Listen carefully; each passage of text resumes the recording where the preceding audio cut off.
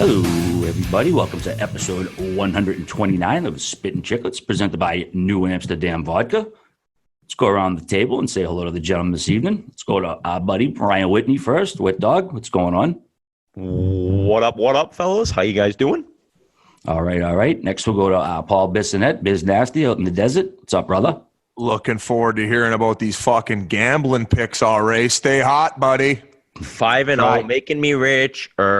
I'll try. And our boy Mikey Grinnelli, producer down New York. What's going on, brother? Boys, the Sabres have won 10 straight. I have a little proposal for you guys later, but I know we're going to get to the Sabres later, so I'll wait.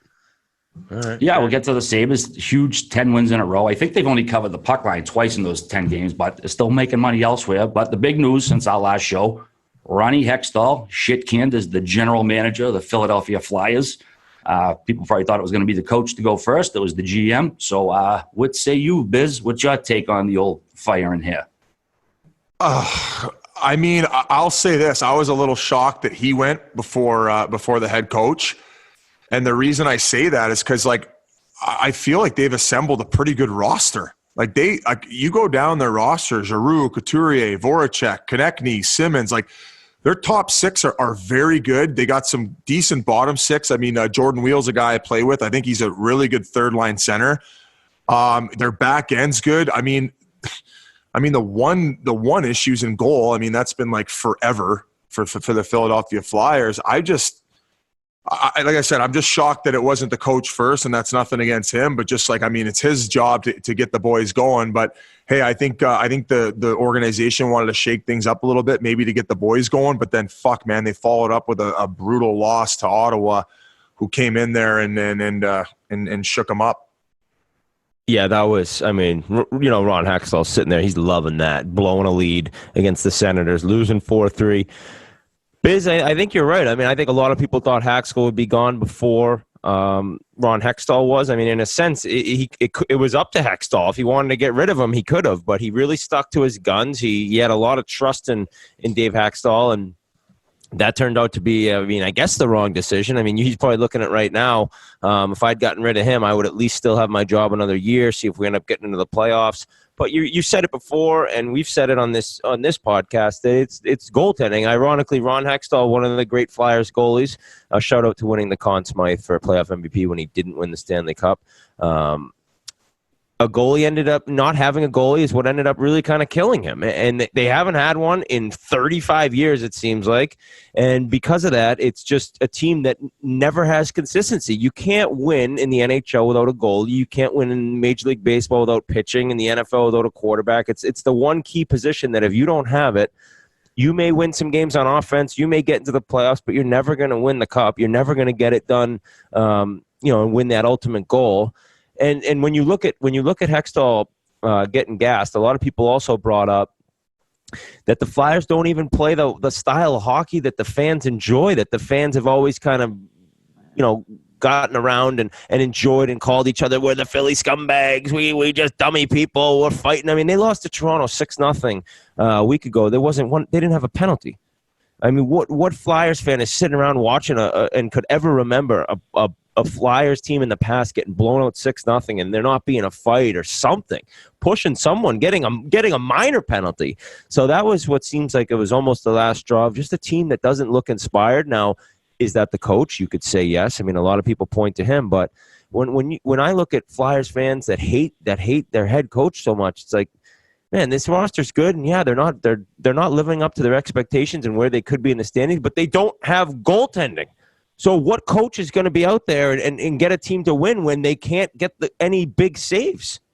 So it goes back to players. I know we're a player-first podcast, but you still see, Hextall gone, and at some point Haxtall gone. And Paul Holmgren did say that whoever gets hired as GM, Haxtall's fate is in his hands. He said, I don't really want to be – I don't want to say it's in his hands, but it is. So we're going to see what happens with the search for GM going on. Yeah, I think Holmgren's just passing the buck basically to whoever the next GM is obviously going to probably fire Hextall. Every GM wants his own coach. I can't imagine whoever they bring in is going to say, I'm going to keep this guy hired by the previous regime. So I think Holmgren is just making somebody else do the dirty work. You mentioned the goalies. I mean, we talk about this, Wits, for 3 years. We've been doing this podcast almost, and I feel like we've been talking about Flyers goalies for the last 3 fucking years. This is they're on their fifth goalie already this season. Only 2 teams in NHL history have used 5 goalies in the first 25 games of the season. 89 Penguins and the 06 Thrashers. So, there are goalies out there every year. There are goalies to be signed. I mean, they could have had Yaroslav Halak, Curtis McElhinney was on waivers. They just can't seem to ever land the right goalies. I mean, again, 5 goalies in 25 games, not good. He was there 4.5 years total, only made the playoffs twice. Philly's the city with expectations. They want to be in the playoffs every year. They should be a contender. But Hextall, they groomed him. They brought him in, and it just wasn't a success. It's going to be interesting to see what they do next. But, again, as long as they don't have a goaltender, man, they're just going to be this kind of not laughing stock, because they're not a laughing stock of a franchise. They're just not going to be a contender at all. Well, and I mean, Brian Elliott's played 14 games and has decent numbers this year. Calvin Pickard, I mean, he's played 11. He's got a 4.01 goals against average. He's still 4-2-2. That's his record. I mean, that just tells you the type of goal support they're getting and just not winning games. So I don't know, boys. I mean, shake things up, but I could imagine that if a few more performances like that continue, they're going to have to gas the coach too, and that'll be what, the 5th of the year. I mean, I wonder what the NHL record is for goaltenders or for coaches getting canned. Considering none were last year, as RA mentioned recently. And, Nolan Patrick, there's times I watch him and you could see a dominant force in there, a bigger player that could skate, has vision, has hands. And then there's other times where it just, it hasn't clicked yet. Now, this was, 2017 draft, so there's plenty of time for this kid to become a stud. But you look at some of the names, and you see Pettersson from Vancouver was behind him, and Middlestat and Buffalo was behind him, and Heiskanen in Dallas. So when you pick in the top 2, top 3, top 5, you got to hit home runs. That's just how it works, especially nowadays. Before it used to be wait, a guy gets picked 5th, maybe he'll play in 3 years. Now it's right away. And when you have a guy that you're picking that high, and you see so many moments when he can dominate, but then there's times he isn't consistent, and you see other guys beneath him in draft status, whether it be really early or not, in terms of how long ago he was drafted. You still need to see production consistently and realize and think, all right, we got ourselves a franchise-type player, 2nd overall that year in 2017. So we'll see what happens with him going forward. It's funny that you say that. I'd be curious to know the percentage of top 5 picks, let's say, of guys who haven't entered the league in their first 2 years, if they've went down to the AHL and seasoned up a little bit to eventually become what they were supposed to be of that top 5 pick. Usually it's like if you don't just come in and make an impact, I feel like you just dwindle off. Yeah, well, before it was different. I mean, I was picked in 2002, and I wasn't ready at all to play in the NHL, and took my time and ended up playing a little bit, not a big deal.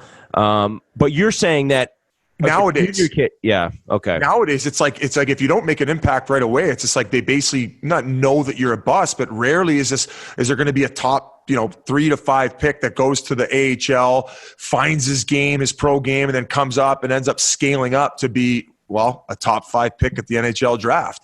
And You said it. It's like now the expectation is you're drafted. You fucking have a big summer. You go to training camp, and then all of a sudden you're at least a 40, 50 point guy. Or as a defenseman, like look at Charlie McAvoy's first year. I know. Like he was noticeable out there, and you're like, wow, if this guy scales up this much more, like another 10, 15%, we got our guy. We got a respectable top 3 defenseman in the NHL. I would say that by the time he's said and done, he's going to be a 1. I agree with that, but I also think that it's almost foolish the way we do. And I just brought up Nolan Patrick and not maybe living up to expectations. That's in quotations because it's so early. I brought it up. But you also, guys are so young, and still not every guy is going to rip it up at 19, rip it up at 20. It's going to take people a little bit longer. But Biz, like you said, now it's brought up and noticed more if a guy isn't just carving the league up right after he's drafted. So you do have to be patient with guys, and I think a lot of teams are better than that than others. And speaking actually about some of these former high picks, we had a trade around the league involving Biz's wagon of a club, or he likes to call them a wagon, the Arizona Coyotes acquiring Nick Schmaltz from the Chicago Blackhawks in a trade for Dylan Strome. People are saying that Chiclets bumped to get traded to Chicago, maybe play with Patrick Kane. And also Brandon Perlini, correct, Biz? You give me some info on these guys and what Chicago can expect, what Schmaltz can do in Arizona, et cetera, et cetera. It's funny that we transitioned right into that because it's Stromer was third overall pick for the Arizona Coyotes. Perlini was a high pick as well. We'll have Grinnell get up what he was drafted overall. I believe he was maybe around the 20 mark. But here's how I feel about the overall trade. Obviously Dylan Strome went down to the AHL last year. He dominated. He got called up a few times. Didn't have a ton of success. At the end of last season, he got called up, and he had a really good run there. I think he had 8 points in his last 10 games. And, he came in this year. We got Galchenyuk, so Galchenyuk's been playing up the middle, and so has Derek Stepan. I feel that he needs to gain a step. His skill level and patience is there. Because he can make plays. And other than Keller, I thought he was like the second best playmaker on the team. Go ahead, Grinnell. He was 12th overall. Oh, shit. Perlini was that high. Sorry, I should have came a little bit more prepared. But I think he lacks that motor to bring him to like maybe be a top 2-line center. Now, he's such an unbelievable guy, and you can't teach that patience. I hope he gains that extra little step and has success in Chicago. Mind you, he had 1-1 in the game against Vegas last night. And regarding Perlini, one of those guys that his motor is unbelievable. He can skate like the wind. Some games his hands can match it. Others, he disappears for a little bit. I thought his wall work wasn't up to par for NHL standards, and so much of the game now is played against the walls. You look at a top end player like Sidney Crosby. How good is he along the walls? Can't get the puck from him. Can't get the puck from him. It's all puck protection. Guys are too good defensively now, and you got to play to the outside, and you got to find your holes and win the walls. So now they traded both those guys, and I hope they go there and have success. What they got back in Nick Schmaltz is a kind of a combination between those guys. He has a motor. I don't think it's up to Perlini when he gets going as fast as him. And then he also has that skill set that Strome has. So I think in return for those two guys that Arizona gave up, they got a guy who has a combination of both. And Schmaltz has put up over 50 points in a season in the National Hockey League level. So you're just hoping that you can find that again. In 2017-18, he had 21 goals, 31 assists for 52 points. This year has been a bit of a disappointment to Chicago. He had 2 goals and 9 assists for 11 points in 23 games. And, hey, I think kind of like the Max Domi situation and Galchenyuk situation, they're hoping that, hey, a switcheroo is going to benefit both teams, and that's that. Now, Stan Bowman got 2 guys that if one of them scales up and ends up being what they could potentially be, then I think they got what they wanted from that trade. And I think the same about Schmaltz. I think he can come in and make an impact. And that's all I got to say about that. I was going to update the contract info. Schmaltz is an RFA at the end of this year, so Arizona's going to have to sign him. Obviously, he's not going to walk as an RFA. Perlini is an RFA as well, but Strome does have 1 more year left, so the Blackhawks will have him for at least another year after this one. He's still on his rookie deal because he had the entry-level slide there. So, Nick Schmaltz, presume you think Arizona's going to have a hard time signing him, Paul? Should be a relatively easy signing, no? Well, I mean, that's going to depend on how the rest of the season goes. Chaika is a big fan of him, and I think they reached out to try to get him earlier than this. And I want to say Chaika mentioned that in some comments he had post-trade. If he scales up a little bit and ends up being what he was last year, and he's a 50 to 55 point guy, you have a very solid second line centerman.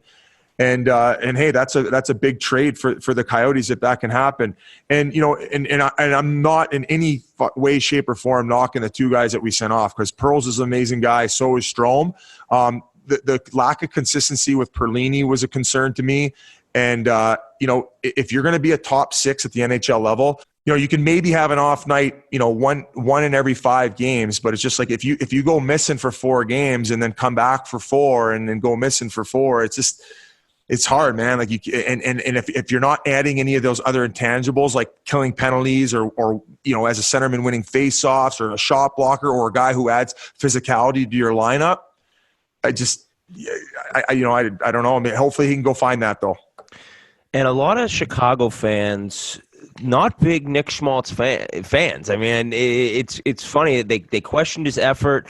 You hear a lot about just taking games off. And there was a quote that Schmaltz said about joining the Arizona Coyotes. He said, it feels pretty good knowing you're in a good organization. I mean, the Chicago Blackhawks are a good organization. So right there, it's a little bit ridiculous. Well, yeah, but he probably just said it, and then now we're stretching his words out. Well, here's the end of the quote.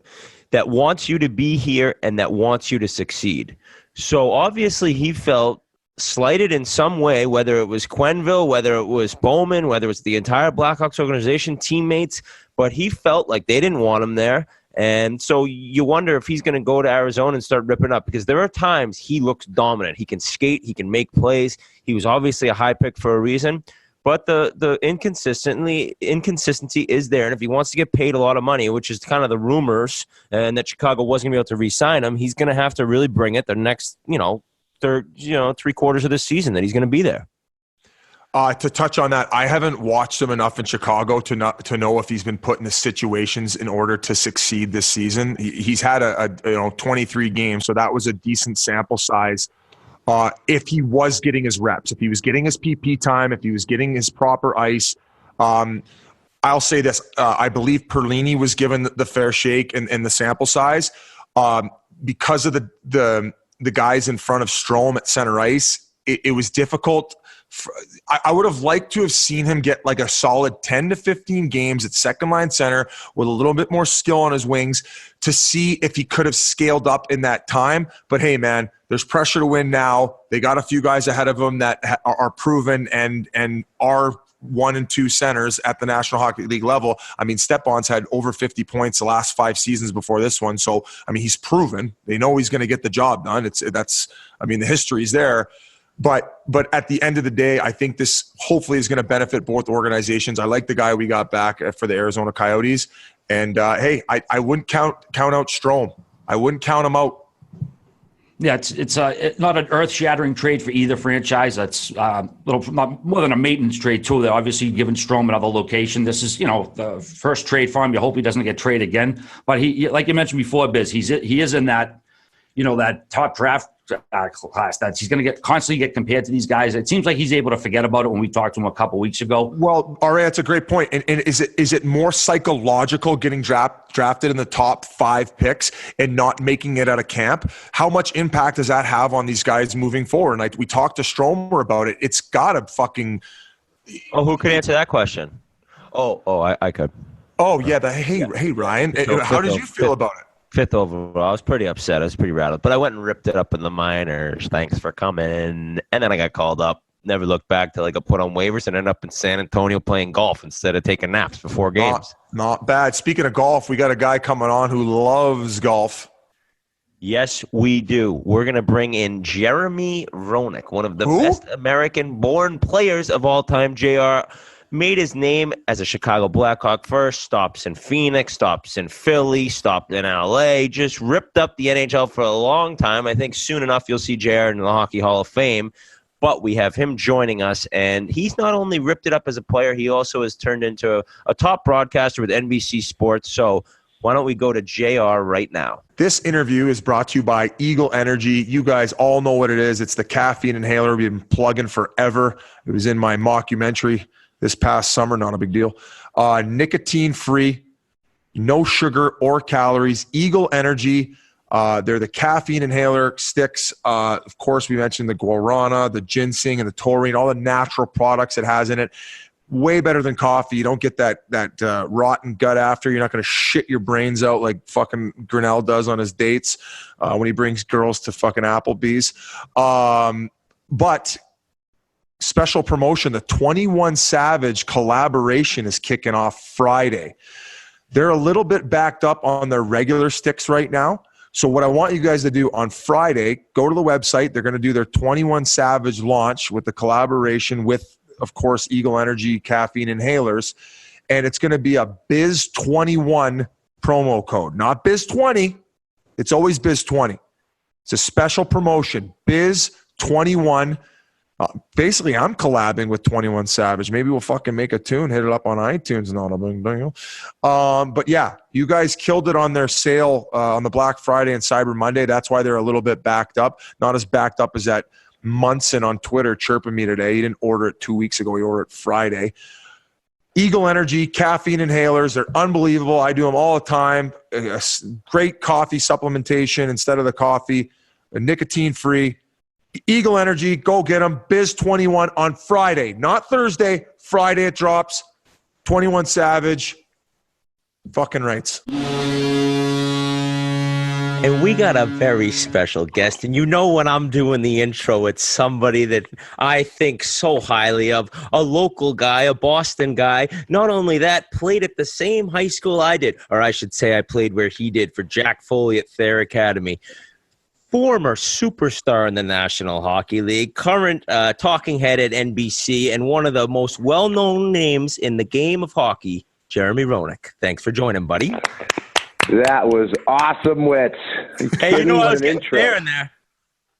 I'm telling you right now, I could tell you guys are getting really, really good at your jobs. Not to mention all the millions of followers you got now, but goodness gracious, you have me go to the radio listening to you guys, and then that, jeez, Little cherry on top for you. Found your calling. I love it. JR, you set the way for us, man. You're one of the fucking founding fathers, man. I mean, as far as personality and hockey in the same sentence, you're it. I mean, maybe Don Cherry. Well, I think, I didn't know what I was doing back then. I was just a little arrogant little prick, and just playing the game and, thought I could never be touched and, all that crazy stuff that you think about, but, I never knew that I was carving a way for a path for after hockey, and TV and how big it's going to get. But, to be honest and to be forthright and not pull any punches, people want to hear the truth, right? They don't want to hear all the same, mumbo jumbo that, the cliches that you hear all the time. I mean, they want the real thing. They're not going to tune in just to hear cliches and hear, oh yeah, we worked hard. We gave it 100%. It was a team game. Sometimes they want real raw emotion, and that's what I gave them, and that's what you guys give them on a weekly basis. It's great. JR, so you kind of mentioned you didn't know this was going to transfer to after hockey stuff. At what point were you like, you know what? Like, I think I want to do this past my career. I really didn't think about it. When I got ready to retire, the summer of 2009, I was literally sitting across the table from Doug Wilson, who was the GM of San Jose at the time. And I was thinking about playing one more year. I said, I can pull off one more year. My body is beat up, but, I love the game so much. Maybe I can play one more year. And so I was getting ready to tell Doug Wilson, I think I want to play another year. And he said to me, JR, it's been a good run. I think you're done. One more hit to the head. It could be lights out for you. It could be, dangers and life-changing things that happen to you. I think you're done. You had a great couple of years here. You gained respectability back. And I said, Doug, what the hell am I going to do? Hockey's my life. I mean, what am I going to do? And he goes, JR, you're going to have your choice of whatever the hell you want to do. You have so many choices, you're not even going to believe it. And I didn't believe him at the time. 3 months later, NBC came knocking at my door. I signed a 10-year deal for them, and I was really lucky to just get right into the TV world when I didn't think I'd was even wanted to do that. So it was pretty unique. But Doug Wilson was right. Wow, I never knew that right when you retired, NBC came. It was a 10-year deal. Yeah, it was it's like Mike Milbury was the GM. NBC signed a 10-year deal. We signed 2 5-year deals within that. But, it was weird because Peter Laviolette, who was supposed to do the Olympics in Vancouver for NBC, he got hired by the Flyers. So they needed somebody to fill in. So my agent calls him, right? And NBC, the head of NBC, Sam Flood, who's a great boss and is really supportive of us, kind of pushed back a little bit. He's like, we can't have JR. He's really out there. He's really brash. He's really emotional. He lets his Why mouth would you go want that too on much. TV? He wants too. He's maybe too controversial. And I pretty much had to lay it on the line with Sam, saying, "Listen, I promise I'll represent the Peacock as good as I possibly can." be the good soldier as it may. And I think not with opinions, because I'm still very opinionated, but it's making sure your social media is clean. That, I had my own podcast. I said fuck one time and I got the call. Can't say fuck. Oh my God. Yeah. I'm talking about fucking. I'd be in prison. Talking about girls blowing ecstasy up my ass through a straw at music festivals. I ain't even getting in trouble. Just kidding. That didn't happen. Yeah, no, that doesn't bode very well for NBC. So I've been pretty lucky to be involved with a great company, and I think we've expanded the game of hockey a lot with the way we've aired it. The different styles and personalities that we have. Mike Milbury and I going at it all the time is always. I was just going to ask. Jared, I was just going to ask that. Like, I love the different personalities in hockey. Like Babcock, to me, he's a personality. Pierre Maguire, he's a personality. You, of course. And like, I rip a little bit on Mike Milbury, but I fucking love listening to him because you never know what's coming. No, not at all. And but tell you the truth, he doesn't even know it's really coming too. So. Mike just doesn't give a shit about what you think. You don't think about what he says. Nobody takes a beating more than Mike. It's so funny because every time I'm in the airport, everywhere I go, and I swear to you, it happens all the time. I get somebody from wherever, St. Louis, Chicago, Pittsburgh, Dallas, LA, and they say one thing to me all the time: why does Mike Milbury hate our team so much? And I'm like, hey, listen, if you're not a Boston Bruin or anybody, he doesn't like you anyway. So who cares what Mike Milbury says? He's going to give you the honest truth, right? So that's why he's so polarized, right? Because he'll just tell it like it is. And if you don't like it, which a lot of times seems to be every team in the league, but Mike is very, very smart. He's an extremely good hockey man. And he's passionate about the game. And, but again, he's a Boston guy, Witz, Oh yeah, we tell it like it is. There's no bullshit, man. If you don't like it, take your ball and run home. See you later. So he's taken the evil role in media, like he's embraced the evil guy. Yeah, but I still don't think that he likes the attention that he gets when he's in the arena. Oh, really? So he's a little sensitive, right? I just think he thinks he's unfairly judged, and maybe that might be. But do you guys go eat on the road together? You take Mike out of the studio. I always kid that we love to hate each other, and we go after each other all the time, right? And we have very different types of thought processes of how we see the game. Well, you should see us watching the game. We complain, we yell, and we argue with each other about plays right in studio, right? And the kid takes it onto the set. But you get him out of the setting, you get him in a restaurant, you get him in a social environment, guys. He is one of the most fun, one of the best storytellers, and he will have you laughing. We got to get him on the pod then. You think he'd come on with us? Absolutely. 100% he would.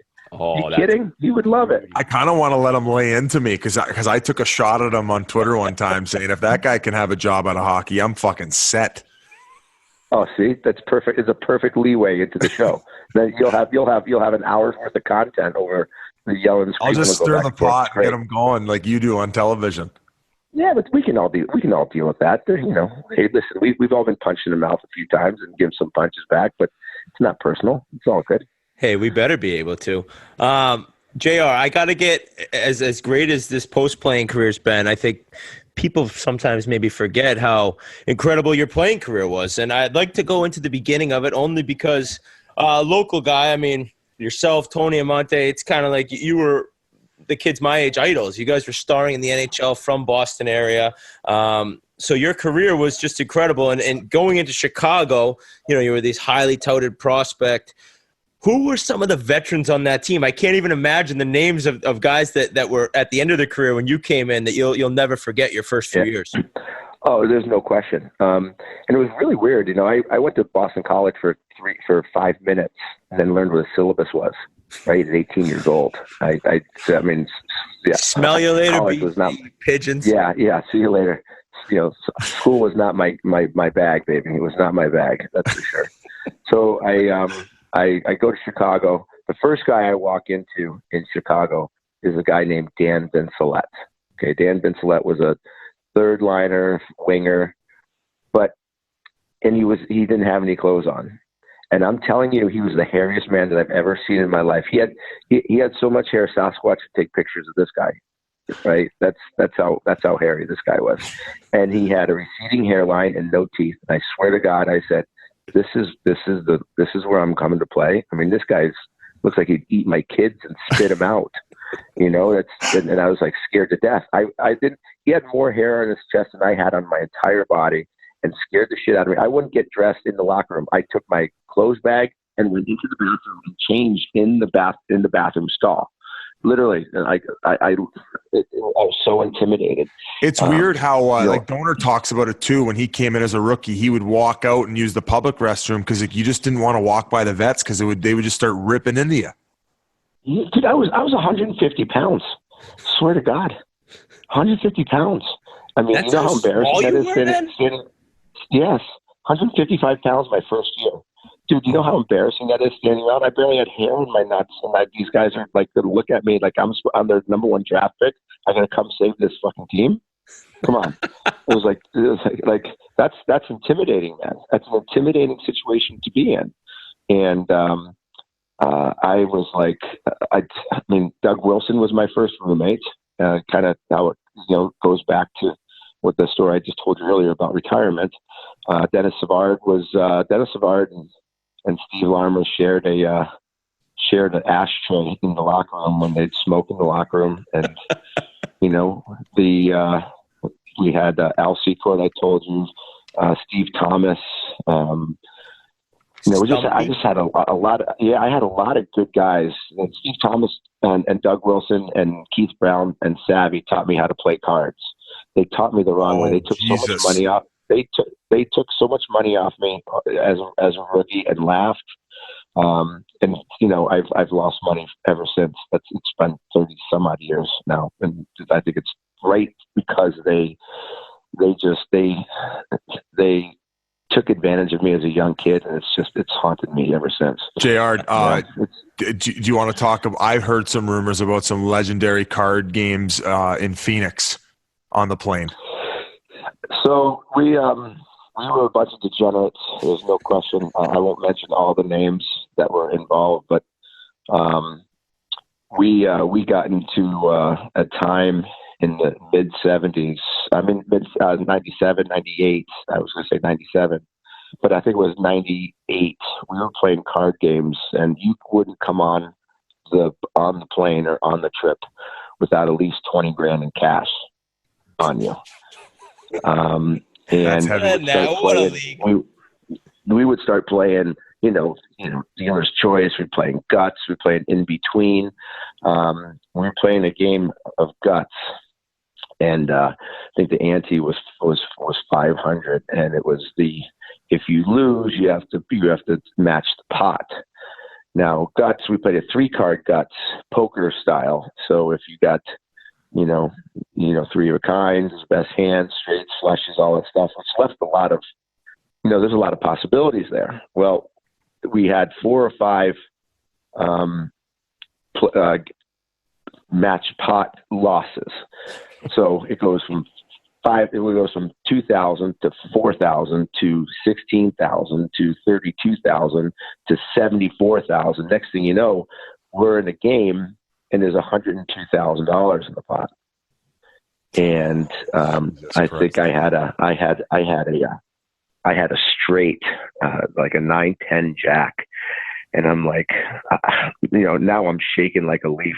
And I think it was our captain had when all was said and done, 1, 2, 3 drop. It was me and the captain in for the 102,000, and we're both shitting and telling what do you got? No, what do you got? No, tell me what. Shut the fuck up. What do you got? And none of us wanted to show the hand. And everybody's like screaming at us to show the hand. Both of us were so afraid of losing the pot. It's a $102,000 match pot. And so the captain, being the captain, says, "Listen, we'll split it." And I said, "Done." And all the guys start screaming, "You can't do that." I mean, the fight and the yelling and the match that went back and forth. I bet. Yeah, the scream. And so, the captain put a big stop to it. He goes, listen, I'm the captain. It's not your money. It's our money. We lost the last two hands. Shut the F up. You have no, this is, you didn't have the balls to stay in. Shut up. We're splitting the pot. And I was like, thank God. So we did flip the cards over. Well, the captain had a flush. I had a straight. I would have lost.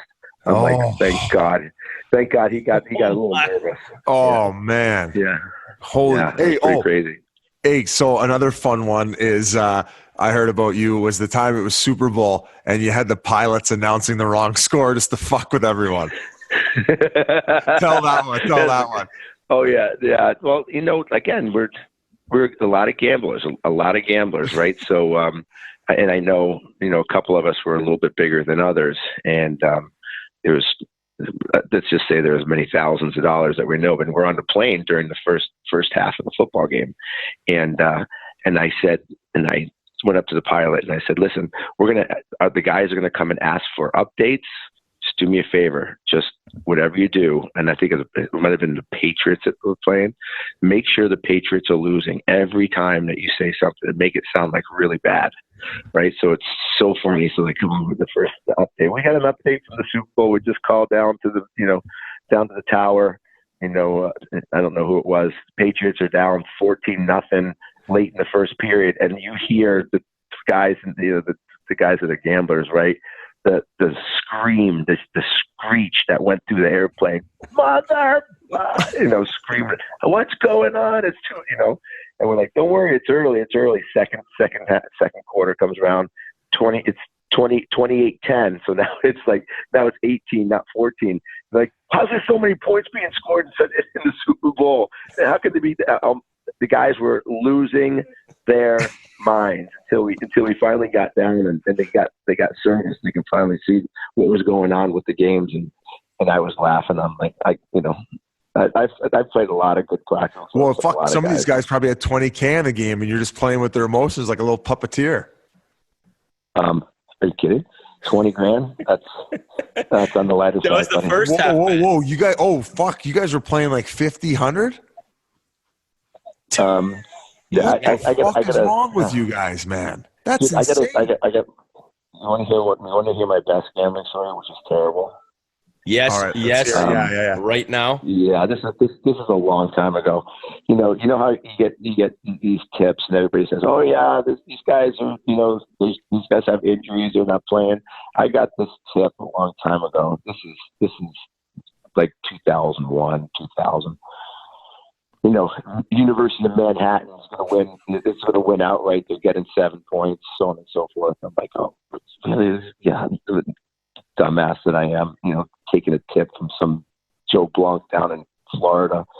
It probably tells me one thing and tells 10 other guys the opposite thing. But I didn't know how all this game worked. I was just a dumb 25-year-old or dumb 30-year-old. Anyway, so I take this basketball team, this University of Manhattan, and I parlay them with every team that was playing that night.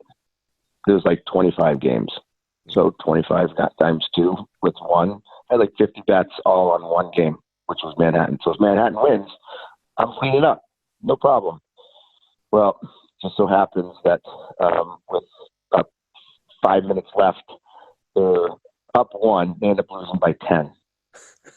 And I had this thing. I think I had this thing parlayed $2,000 to every team and that's playing that night, just because that one team lost. I lost everything. So that's kind of like a gambling story of Vegas. Yeah, Vegas liked me a lot then. That's for sure. They liked me at that time. It's kind of a gambling story of like Vince Young when he found out guys were flying private. And he thought that meant you had to buy every seat in the plane so you could fly by yourself. Have you heard that story? He went to United.com and got every seat on the flight. Yeah, so and I heard there were 2 private. people. I heard there was like a couple on there like, what the fuck? Like, sir, can I see your tickets? He's got 100 tickets. That's so good. I just thought you guys gave a lot of tickets away. I don't know. Hey, JR, I heard one of the Jeremy Roenick stories that I've always heard was that there was a time you'd have a Sunday matinee game and there'd be a TV timeout in the third period and the NFL scores would be, going around the building. All of a sudden, Jerry'd be like, fuck, the Redskins are down. So that happened nightly. Every time there's a commercial, a lot of our eyes pinned to the scoreboard upstairs. Hey JR, you're smiling and laughing. You're -3. Your coach, what the fuck are you smiling about? You just threw a pizza last shift, and you're like, yeah, buddy, but I'm up a fucking 100 G's, babe. Put me out there. Let's go. It's they listen. The dumb things that we do as kids, right? Yeah. Like I said before, I had a big ego, and I didn't think I could be touched. Nothing could go wrong in my life, and obviously I was not very smart. But you live and you learn, and that was definitely some learning experiences for me. JR, what was it like playing with Chelly? Like, you got any good Chelly stories for us that he'd be okay with you telling? I'm telling you, you want to talk about a guy who lives and breathes hockey.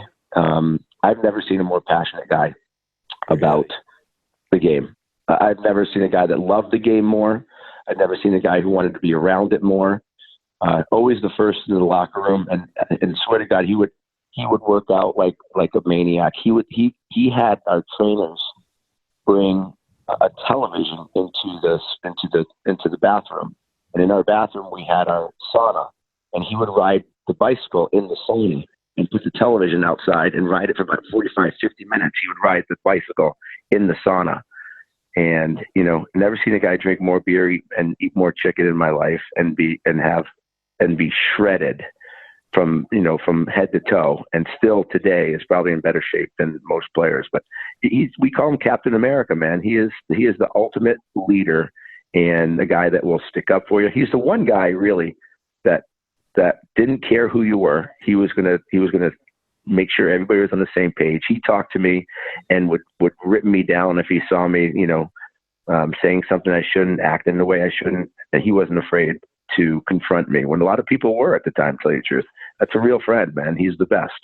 I've actually always heard that not only the bike and the sauna, but the boys would be out and be a late night, and no matter what, it was like 6:37. He's at the rink doing that. Like it never missed. 100%. Yeah, that's incredible. 100%. There's two captains that I thought were the epitome of true leadership, and that was Keith Tkachuk and Chelly. Keith Tkachuk would always be on the bike in the morning. Everyone, and when young guys would come into the locker room, he'd be riding the bike. He would give them shit, saying, how come the captain scored 50 goals, is riding the bike, and you're just getting to the rink now? He'd play guilt games with these guys. I mean, he would make sure that these kids were accountable, took care of the trainers better than anyone on the road or at home. And, it's just, you talk about being tough and play the game the way it's supposed to be played. Walt is a monster. So I'm looking through your hockey debates, and insane to see some of these numbers. I don't know the backstory on after 8 years in Chicago. I mean, you came on the scene, 300-point seasons in a row, became a superstar in Chicago. What was the exit there when you went to Phoenix? Was it free agency? Was it a trade? I just don't remember. Yeah, it was a trade. I got traded for Alexei Zamnov, a first-round pick. A guy named something Mills. I don't even know what his first name was. Usually not a good sign. Pick, not a great sign for them. Yeah, some money, and I think that first pick turned out to be Cleary, Dan Cleary, who played for Detroit for a long time, had a really good career. So there's 3 or 4 players for me in '96. It goes back to my attitude and yeah. I wanted a contract. The Hawks didn't want to pay me as much as I wanted, and I didn't handle it the way that I should have. And you can't fight a team, so to speak, and think you're going to win. Especially back then, it was a different mentality. And the owners run their team the way they want to, and I challenged that theory, and I lost. And I look back at it, and this is one of the things that I regret is having that confrontation, being the way that I was, and ultimately led me to be traded out of, one of the best cities in the world, in Chicago. So again, it's that live and learn sort of aspect that, it humbles you, but you always sit back and say, what if this or what if that? And I find myself doing that a lot. Well, then you came over to Phoenix, and man, I think a lot of people have a bad picture of their fan base and stuff. But when you guys came here and you were downtown, that fucking place was rocking. Dude, we rocked it. Are you kidding me? We had 16,723 to be exact. And the reason I know it is because it was on the screen every single game. We sold out. We had the whiteout. We made the playoffs, pretty much every year in Phoenix, and it was, we had some dynamite teams there, but Phoenix could be a really, really good hockey market, and I think it will be again. Hopefully, their team is a little bit better this year.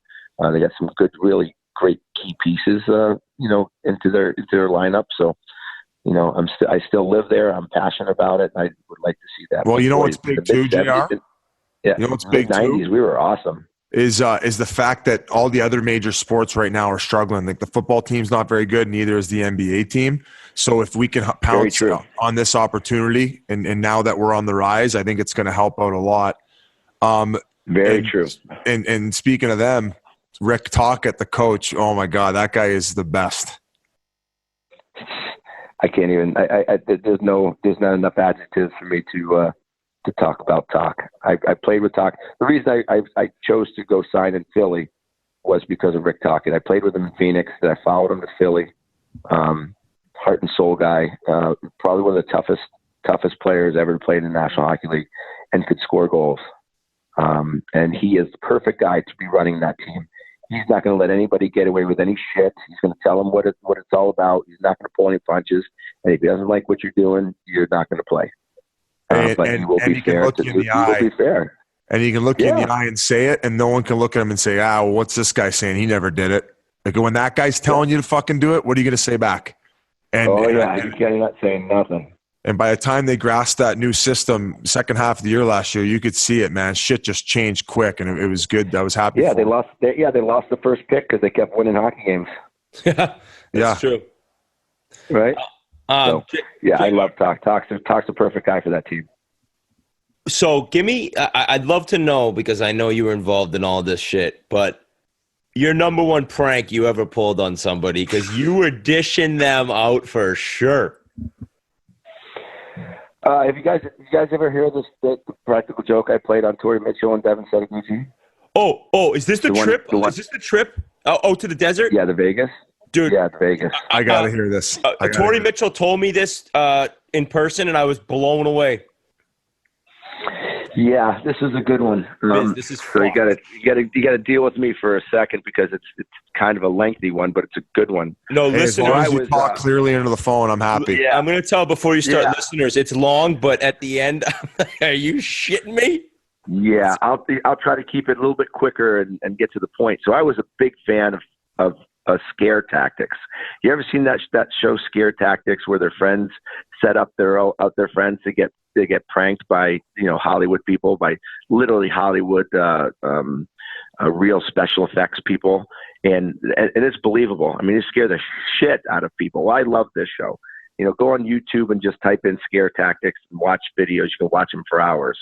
So I called Scare Tactics and said, I want to play a practical joke on a couple of guys on our team. We're going to go to Vegas before the season starts.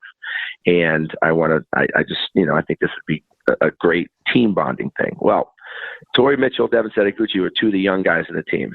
So we got to Vegas. I set up a guy to sit at a blackjack table with us. So we're playing blackjack, and he starts talking about this party. You guys know the parties that you see on television where there's hot girls running around with just their bikinis on, some not with the bikinis on, drinks everywhere, pool party, that kind of type of look.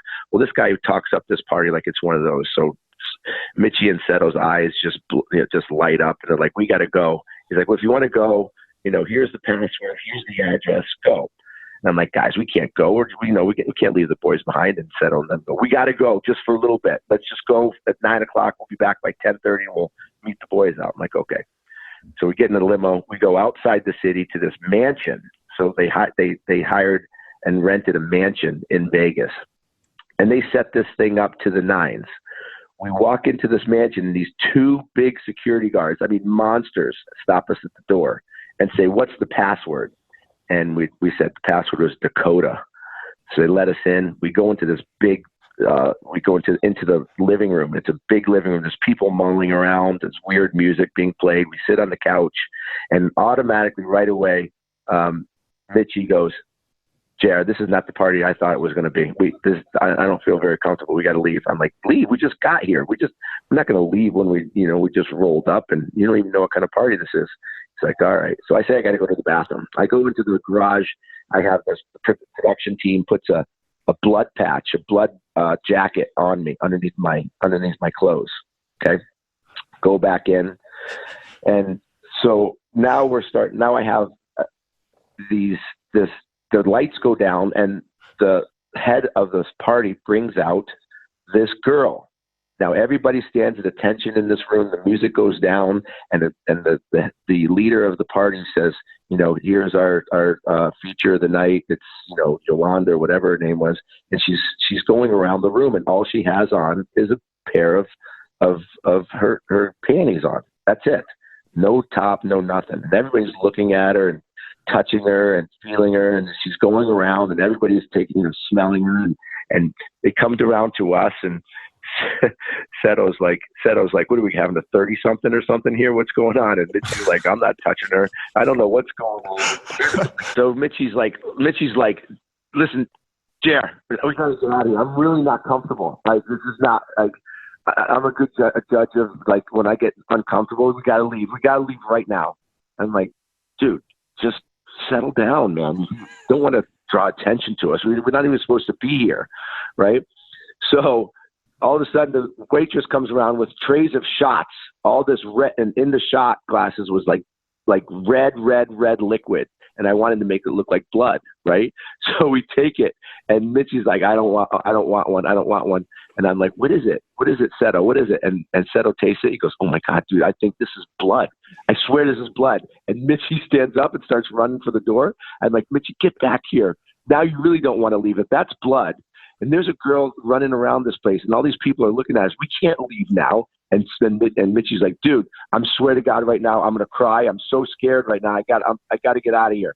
I was like, "Well, just give me a second. Just give me a second. Let me just, I will leave in 5 minutes." Right. So Mitchie sits down, and as all of a sudden the music just starts blaring. The lights go down. Everybody stands up in the room and puts on these Cirque du Soleil masks. The ones with the big noses and the feathers coming out, the real freaky masks. Yeah, they're and weird looking.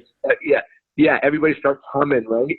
And in through the two doors, the two opening doors, a table is rolled into the middle of the room that's covered. And Mitchie's like, "Dude, what is that? What is going on in here? What's going on?" And the leader of this group, they all gather around this table, and the leader pulls the blanket off of the table, and it's the girl, okay, obviously with special effects, and her whole stomach was cut open, exposing her whole insides, blood and her organs and everything, and she's laying on the table with her total stomach cut from neck to her belly button, right? And everybody's hovering over the table, and the leader of the group grabs a piece of like part of her liver, what looked like was her liver, and bit it, and said, "It tastes like chicken." And everybody dives into her and starts eating her, right? It's like taking pieces out of her and eating her. So it's like one of those like one of those zombie parties or whatever, like Eyes Wide Shut, where it's just really weird.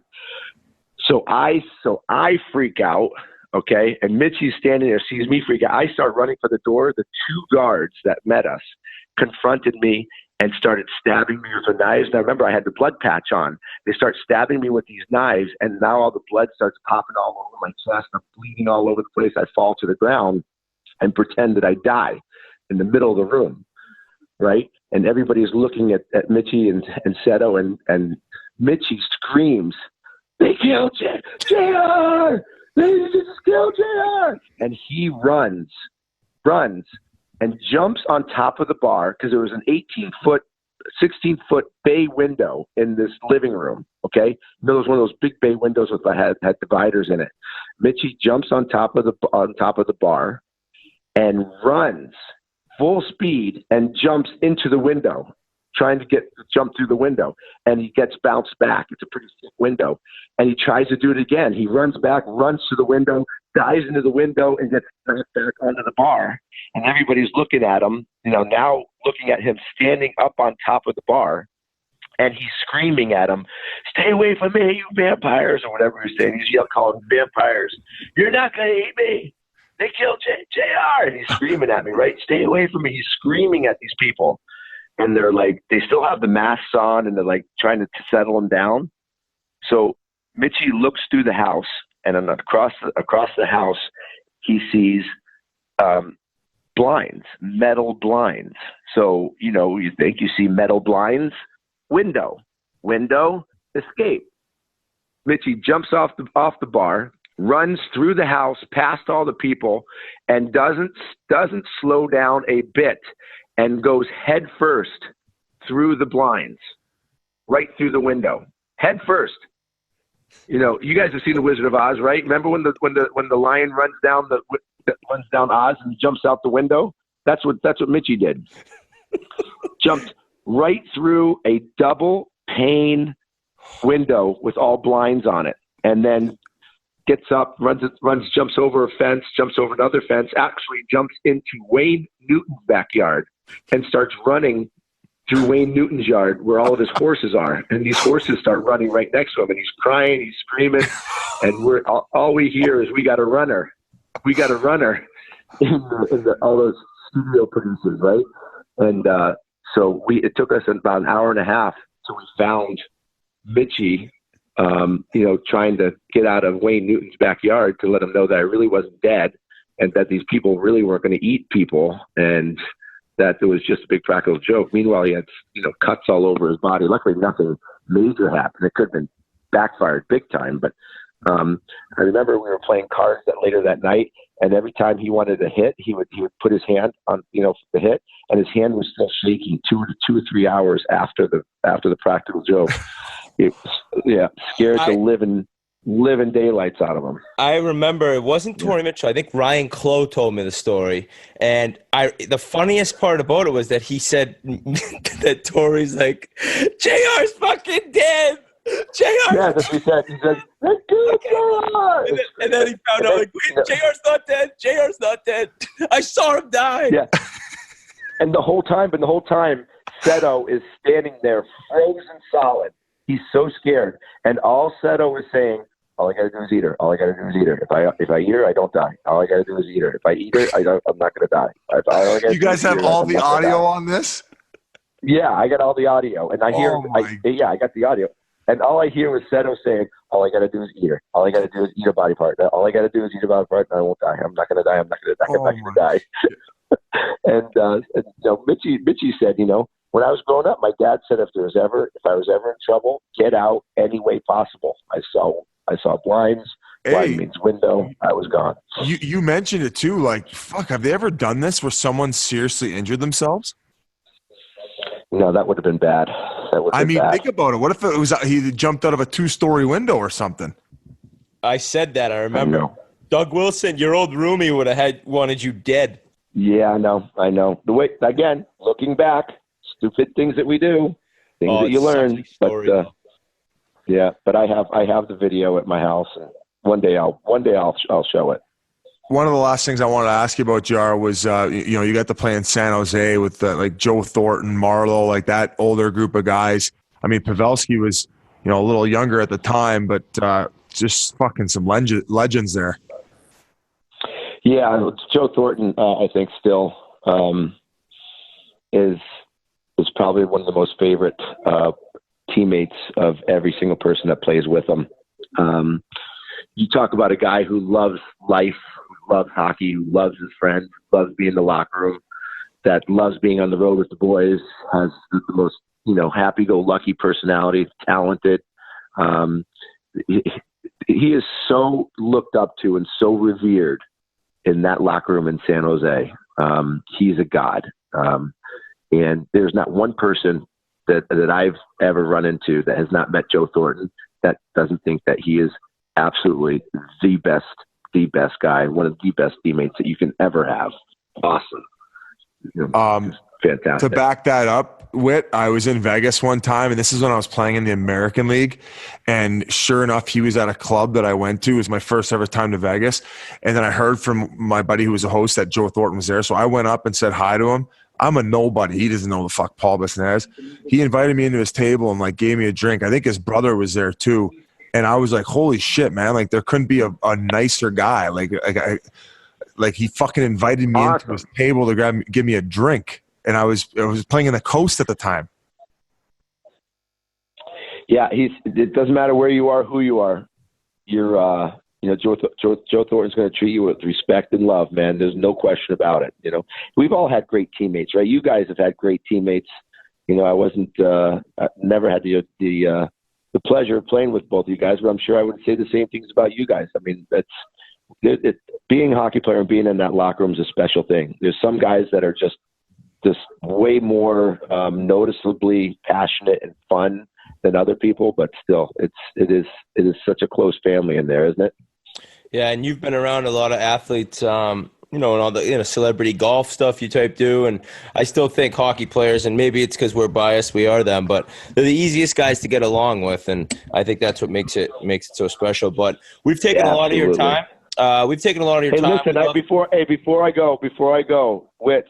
Yes. So I was just having dinner with Catherine Tapp, and I told her I was coming on the show with you guys, and she got pissed. She goes, "Why the hell am I not on that show?" I said, "I got Ryan Whitney his job. Like he owes me. He's got to have me on the show." I said, "I'll make sure." That's a known fact. She got me my job at NHL Network. Yeah. So she says that you owe her, and what she wants for that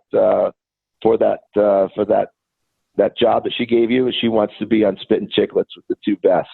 She was on my podcast a couple years ago when I had my podcast, and she was great. She's a lot of fun. She'll have some fun with you guys, and she knows the game too. Trust me, she's the best.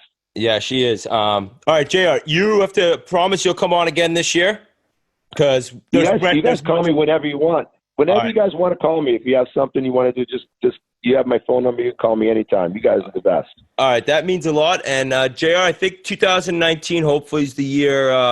It's about time the Hockey Hall of Fame calls. Check them out on NBC Sports, and thank you so much. Thanks, guys. You guys continue success. Listen to my son, by the way. You guys are like gods to my son. He listens every week. Tell him to get your credit card and buy some merch. Let's fucking go, Pops. He probably has already. I wouldn't put it by him. Trust me. All right, JR, we got to tee it up soon. Awesome. Sounds good, Witch. Be good. Biff, we'll see you soon. Yeah, see you, JR. Thanks for everything, buddy. That interview was also brought to you by SeatGeek. Buying tickets can be complicated and confusing, but there is a simpler way to buy with SeatGeek. SeatGeek is the smartest, easiest way to get tickets to every type of live event. Whether you're catching your favorite musician on tour, shopping for the perfect gift, or searching for a last-minute deal to see your favorite NHL team, SeatGeek helps you find the best seats at the best prices, fully guaranteed. Nothing beats being there in person for the biggest plays of the year, and SeatGeek will get you closer to the action for a great value. I got the SeatGeek app on my phone about a year and a half ago. I wanted to see a Broadway show. Boom, they hooked it up. I got to see what kind of seats were available, what fit my budget. I was able to purchase them. It fit my budget perfect. Didn't have to deal with any dirtbag scalpers taking my money, running around the corner, never seen it again. Because SeatGeek saves you time and money by searching all those sites for you. They compare the prices and let you know what you have and what you can afford. I can instantly find seats easily, a couple of quick taps. And I used SeatGeek the other day. Again, my nephew hits me up every week, it seems like, for Bruins tickets. And I'm going to be using them for Rolling Stones next year. They're coming to Foxborough. Bang. SeatGeek is going to hook me up, and they're going to hook you up too. So make SeatGeek your go-to app for finding the best deals on every type of ticket, from sports and concerts to comedy and theater. Best of all, our listeners get $20 off their first SeatGeek purchase. Just download the SeatGeek app and enter the promo code HOCKEY today. That's promo code HOCKEY for $20 off your first SeatGeek purchase.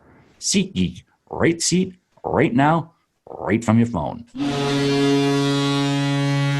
Holy shit, did JR bring the thunder with that interview? And we need to talk to Devin Setaguchi and Torrey Mitchell at some point, because I think for everyone at home who listened to that story, they need to hear the opinions of the man who thought JR was dead. That's the craziest story I've ever heard. I need to see the video. Yeah. That's the craziest if we thing could I've ever ever get that video. We need to do a behind the scenes on that prank, like just completely dive into just trying to get the clips. I'm wondering if we could ever get it done. But in moving forward around the league, some current happenings. A former teammate of JR in San Jose, who actually him and Roenick had a little bit of a beef. I would say Roenick made some comments, but then clarified what he thought about Patrick Marleau, who just played his 1600th NHL game with the Toronto Maple Leafs. 2 franchises, 1,600 games. The guy's been doing it. He wears wheels older than my nasty Eastons. He's got those terrible Reeboks. By the way, people are sending us pictures all the time. Hey, he can have mine. I'm still rocking these things. So the fact that Marlowe's buzzing around the league 1,600 times in skates that guys are wearing at some junk men's league game on Tuesday night, that just shows this guy can do it with anything. Hey, so to clarify, I don't know that story between him and Marleau. Can you elaborate? Some of the listeners might not know that story. Yeah, and I don't remember the exact quote, but the JR was a little hard on Marleau, I believe, during one of the San Jose not being a winner. Yeah, something about those lines, and in one of the San Jose flameouts, and JR's an outspoken guy. I think that's what people love about him, and it's also, I've brought up before, it's kind of hard. You have to toe the line of playing with a guy or being a former player, but also calling people out when they haven't gotten the job done. So I just remember that, but it was just kind of hopped into my mind when I brought up how they were teammates. That's the worst part of doing media now is I don't want to be critical of anyone, but you got to keep your credibility. I try to not go at guys at all. I just try to be honest about my opinions, and if anything, be on more of like the non-confrontational side. So I know some people might be like, just say what you fucking really think. But man, I sucked. I'll be in prison. If anything, it's helped me that I really sucked at hockey, because I can be like, hey man, you didn't have a good year, but it was still double as good as mine, my best. RA, I got to get your thoughts on this Mikko Rantanen kid. Dude, he's unbelievable. Let me just give you a couple of quick notes on Patrick Marleau first. Ooh, okay. If he completes this season, plays all 82 games, it'll be the 11th time he's played all 82 games in the season. I never did it once.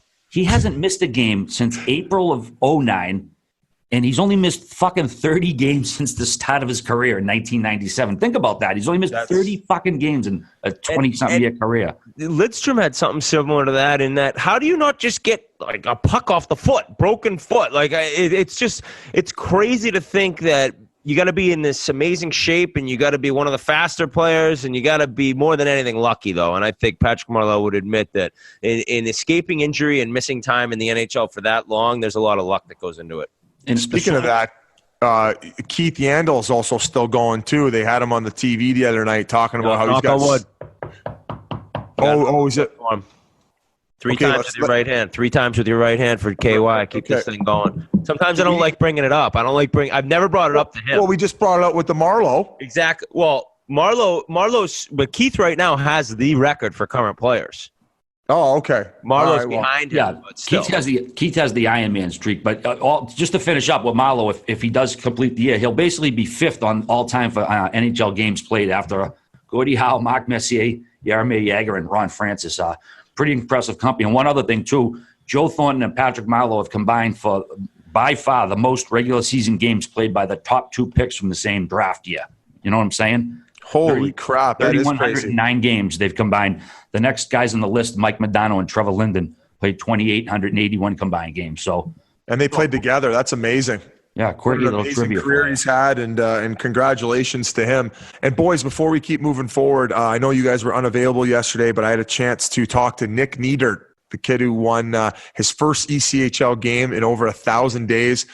This guy has been everywhere in the minor hockey, or not the minor leagues, I should say. He's played in leagues I've never even heard of.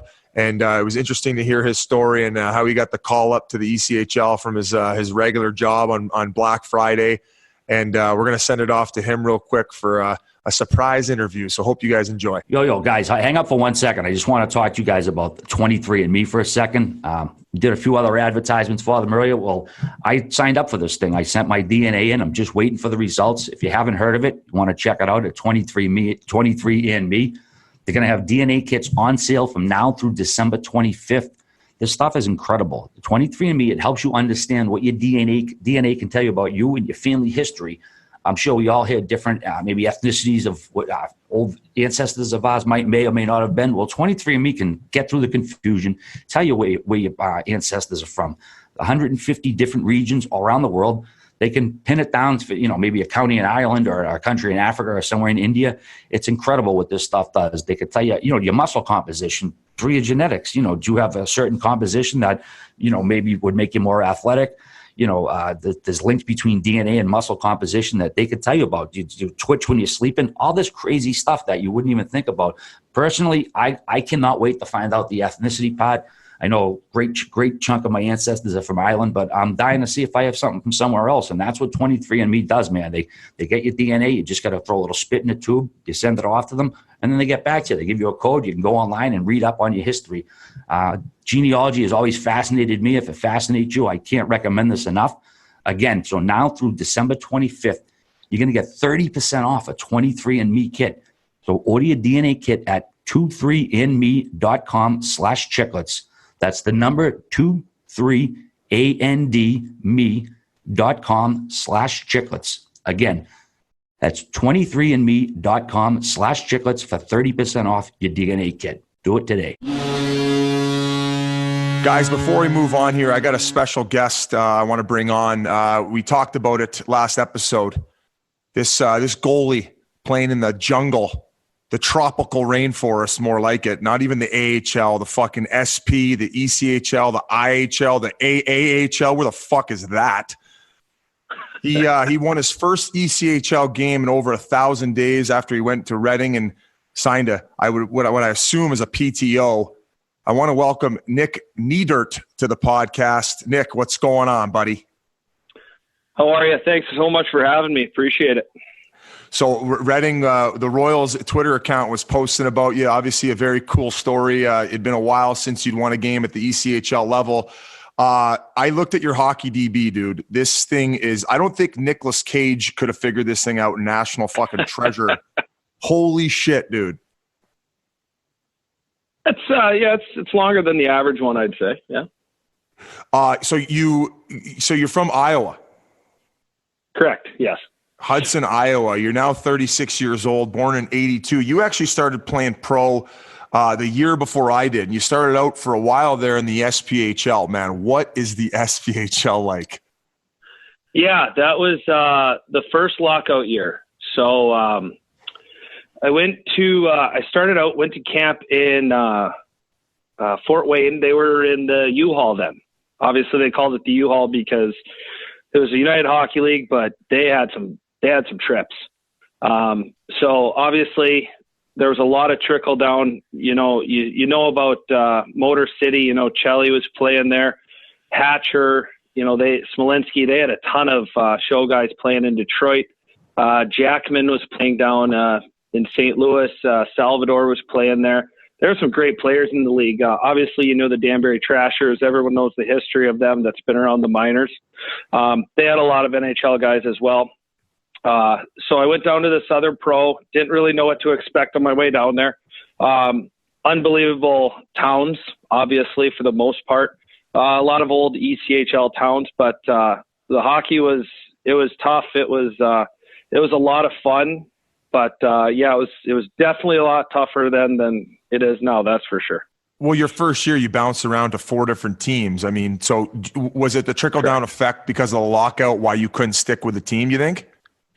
No, absolutely not. I started out in Macon.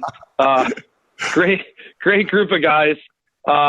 This is, when I signed, my coach brought me in. He's like, "All right, we're going to keep you for now." I'm like, "Oh shit, here we go."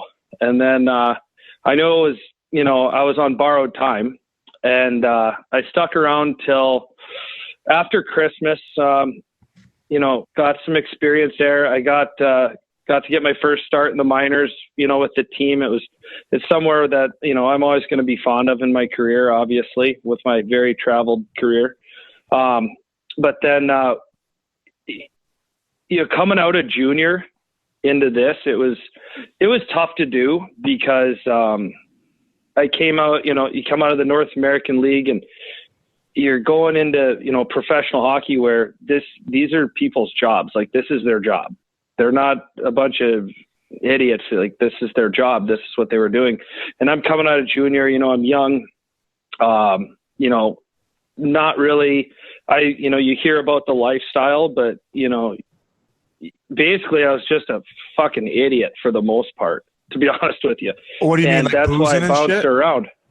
No, it's just, if I didn't feel like doing something, I'd be like, oh, fuck that. I'm not doing that. I'm not, I don't need to be doing something like little stupid shit. Like, what were you getting paid though?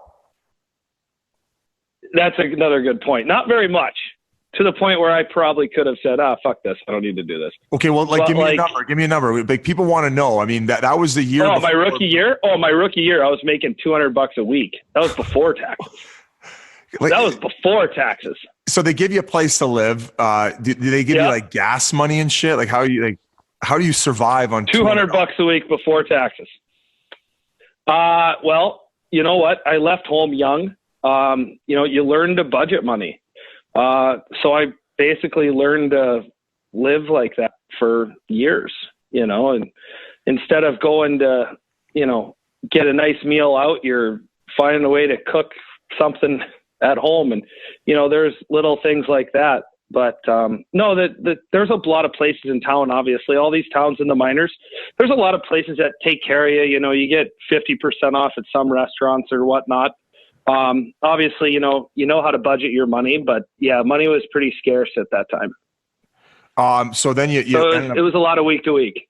It was a lot of week to week. So in that first, I guess you could say 5 years pro, which a majority of it you spent in the SPHL, and then you were in the EPHL. I don't even know what that is, and then the AAHL. I think they're just making up these leagues. What was like the craziest story? What is some of the craziest shit you saw? Because obviously it's like not as professional as, I mean, even the ECHL where I played, and fuck, even then there were some crazy stories. That's true. You know what? There was one team. I was a starting goalie my second year, and I'm like, oh shit, that was my fourth year. All these years just flow together. It's been 15. What do you expect? I think it was my fourth year. I was playing in the league. We didn't get paid for like a good amount of time. And I was just like, holy Christ, and this is ridiculous. But like some of the things that we had to do, it was just, we were on a good streak. This is when I was playing in Indiana, Pennsylvania, and we were just holding on for dear life, basically. And obviously the league folded, but there were a lot of things that come into it. Like, you'd be surprised some of the people that you meet along the way. I've met numerous great people, but I've met some absolute just degenerates. Do you get a little uncomfortable, like talking about it as far as maybe bringing some of those up? Because I noticed some guys get a little bit filtered because they don't want to throw anyone under the bus. But is there any like particular story where you're like, this was absolutely like ridiculous, and you're kind of on the cusp of saying it? Oh no, I don't care. My first year, we were talking about getting bounced around and whatever. Okay. Remember, like a few weeks ago, you were talking about a guy with a ton of penalty minutes. I played with this guy that in junior, he had 653 penalty minutes. What on what team? I was in. This is my first year, second team. This was Asheville, North Carolina. Asheville Aces. Yeah. What was his name? Marc-Andre Waugh. He was a French-Canadian guy, real tough customer. Obviously, if you have 600 plus PIMs, you don't fuck around. So, oh my God, he played for Baie-Comeau Drakkar in the Q like the junior league. 653 penalty minutes. Oh my God, that's ridiculous. I remember seeing. First off, we're at the hotel. We go across the street to this Applebee's, and my coach Jeff Brubaker at the time. We're walking over. He's like, "Hey, we're going to meet this new guy." I'm All right, whatever. And no big deal. This guy had the Rick Vaughn leather jacket on, like with the sleeves cut off. We meet him at this Applebee's. He doesn't say a word. He's got a mohawk, like Gauge earrings before they were cool, like in that very short span where people had. Before? Were they ever cool? What are Gauge earrings? No, not really. Grinnell, the ones with the big holes. Oh, like hoop? Yeah, they got big holes. Oh, yeah. Yeah. You mean like punk rockers have? Yeah. They make an actual hole in your earlobe. Oh, Jesus. So go to this Applebee's. Here's this guy. He's got the leather jacket, like no sleeves on it. I'm looking like down the table. I'm like, holy fuck. I'm young kid, my rookie year. I'm not going to say anything other than I'm going to be extremely nice to this guy. So whatever. So we get on the ice the next day and warm up, and he is just patrolling the red line. I don't think he took a shot on goal. I don't really know. During the warm up before the game, he just stretching at center, just eyeing guys down, licking his lips. Oh, excited as shit, just ready to go. I'm sitting. By the way, we didn't wear visors till like my fourth year. I think it was maybe fourth or fifth year in the minors. So it was just buckets. No buckets in warm-ups, obviously. So he is just patrolling. And I'm like, holy Christ, look at this guy. I go in the locker room, and you know how you get the pregame pamphlet? I'm looking through it, and I see 600-plus penalty minutes. I go, holy Christ, I cannot wait to see what this guy does. Goes out, first shift, he buries this guy into the second row of the seats. Like, he put him through the glass. Like, it was unbelievable. Crushes this guy. Goes into this. I'm sitting there like, thank Christ we have something now. Because we weren't very good, on the stats and whatnot. We weren't very high in the standings. We were out of playoffs by quite a bit. And this was, I think it was somewhere in February. So it's like, all right, you still have time to, make up some ground. Like, oh, I cannot. This guy's unbelievable, this, that, and the other. He 3-and-outed that night. And there was a guy, his name was Craig Stoll, played for Columbus. He was there for years. Played in the Coast, Central League there, Southern League, to end his career there. Great guy, native guy, tough as nuts. And Craig put his hands on him, to say the least. Like, he put his hands on him. And it didn't go well for our guy. But he 3-and-outed. He did his job. He was incredible. But the biggest thing was the sleeveless leather jacket. Well, unbelievable. Just looking at his hockey DB, so he was there for 6 games he played, and he had 117 minutes. So he made quick Earned work all of his time there. Earned all of them. Like any crazy shit off the ice, like buses breaking down or like guys getting arrested or anything crazy. Off, right? Oh, you know what? The funny thing is, no, that's a long story. No, I never got arrested. But the funny part is the bus breaking down or starting on fire. Yes, and that is something that you and I have ties to. It happened in Wheeling. No, time out. Did you still have the sleeper bus when you were there? Yes. Oh my God, that thing used to break down every other road trip. We used to have to swap out with the booster bus and take the regular coach bus, and then they would have to wait till ours got fixed. So that's right. You played with the Nailers. I played there, and it's quite the town. It's interesting. Oh, it's unbelievable. I have a couple of funny things about buses with Wheeling. First off, when I played for Wheeling, we were playing on Chicago on, I think, a Wednesday night. So we left Tuesday. And we were just getting on the interstate, where you drive down outside of West Banco, the rink, but you're on the interstate and the rink is to your right and the casino island's on the left. Oh, yeah. Like right there. Right near, all of a sudden, the smoke. What was the strip club called right there? I don't pretend like you don't know the fucking name of that strip club. I don't know the name. I swear to you, I don't know the name. We're gonna have a bunch of people tweeting it at us because after I left, there was a group of guys who used to go. Apparently, there was this rich kid who played for the team after that, where his old man was worth a boatload, but he just wanted to play pro, and he was pretty sick apparently. And they used to just go fucking chuck ones every night and get shit faced and had a blast. I'm gonna get the name here. I'm gonna dig it up while you're talking. That pisses me off. He wasn't on my team. He was not on the team I was on there. I would have known about that. No, he wasn't on the team. You guys were throwing dollars, but you had it attached to the fish line, and you'd reel it back in. The fish line, exactly. You had to do it on a budget, exactly. Right? Absolutely. So we pull around there, and all of a sudden the smoke comes rolling in. And I was in the back of the bus, not in like the Marriott part where the door closes and you have like the suite part of the bus. Right. I was the last bunk in the middle part. So the door opens and I'm like, yeah, like, do you smell that? And I look back, holy shit. So I scream to the front of the bus. I'm like, pull the bus over, there's smoke. And then all I hear is like all the grumbling, like, what? I go, pull the fucking bus over. We're on fucking fire. All of us grab our shit. We run out of the bus. We're all in our road tuxedos still. Like no one's geared down and jumped into their bunk yet. So we're all standing on the side of the interstate. Billy Higgins, one of the best equipment guys ever. I talked about him last episode. Yeah, he gets out. He gets out with the driver. They have one of those like kitchen fire extinguishers. You know, the little ones that are like the size of a bottle of water. Sprays down. We had a little bit of an electrical issue. They put the fire out. Billy gets a roll of Renfrew black hockey tape, tapes up the wires. Driver's like, all right, we're good to go. We're driving from Wheeling, West Virginia to Chicago. Did you guys make it? If you were good, oh, absolutely. If you were good in fifth grade social studies, you know that those two like towns are not close together. So, yep, there we go. Go over. All the boys, we get in our bunks. We still have our road tuxes on. We still have our shoes on. All the guys have their belongings on their chest for like the first 2 hours. Like, all right, we're just waiting to catch on fire here. Then we're just going to get off again. So, yeah, it was pretty remarkable. So, second bus story. I'm playing for Reading. Our transmission blows in the wheel. Our transmission blows.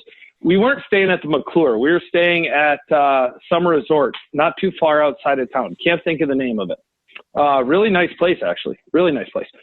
Because the manager of the hotel, he's like, don't worry. I have a bus for you. You guys are fine. So, but this was Saturday morning pregame skate. Our transmission goes. So Coach Larry Corville's like, all right, you guys, we're going to take a bunch of cabs back, grab all your shit off the bus. So all the boys are grabbing their blankets and all their stuff. We jump into a bunch of cabs, drive to this resort. This guy's like, don't worry. You're good. I have a bus. It wasn't even a party bus. It was one of those party trolleys that you see like at the holidays. So here we come barreling into the rink in a trolley that I think top speed was like 35 miles an hour. Like a duck boat. Yeah, pretty much. We get off the bus, going into the rink. We all have our belongings and everything. Billy was at the doorway, you know, like, where the fuck have you guys been? And he's just looking at us, just shaking his head. Like, you know, Billy's seen everything. Oh, he's seen it all, man. He's been there for probably he's seen everything. Years. But he used to play like Guitar Hero and shit in between periods. Like he would have his full gear on because he would have to back up if like a goalie got called up like last minute and he had to dress. But he loves wheeling. He's the best there. He is the best. He's a staple there. He's been there for years. My first game I ever played in the ECHL, my equipment guy was the backup for Elmira, and Billy was backing up Patty Colleen. No shit. You had two backup goalies. They were both the equipment guys. Same whistle, media timeout. Both goalies get off the bench. Go, you know how like the doors are in the same end? Yeah. Both goalies go to the doors with one skate. With one fucking skate. Both of them buzz a pair of skates, come back to the doors, next whistle, both goalies come back on with one skate in their hands. So it was absolutely hysterical. Because they had to go sharpen the skate, yeah. Yeah, I was telling they had to do their job. Oh my God. Hey, and you know what? They only used to give him $50 extra when he would have to back up. You know what? Billy's the type of guy to be like, yeah, I'm not doing equipment manager then. I'm just going to play goal. Or one or the other. I will say this: he gets a little grumpy sometimes, but he was always good to me because I treated him great. I used to like give him my old skates and like he could do whatever he wanted because he, like I said, he was awesome to me. The one time we kind of got into a little bit was when like I was an ECHL All-Star, not a big deal, back-to-back years. I'm sure you've heard. I'm sure my jersey's up in the rafters in the wheelhouse. So I think they took it down just to clean it. Well, did yeah. Okay, there you go. Just a quick clean. Yeah. So at the time, the RBK 7Ks were like the best sticks, and that's what I was using when I was an NHL training. Were those the ones with the holes in it? No, the one before that. So they were the white and blue ones.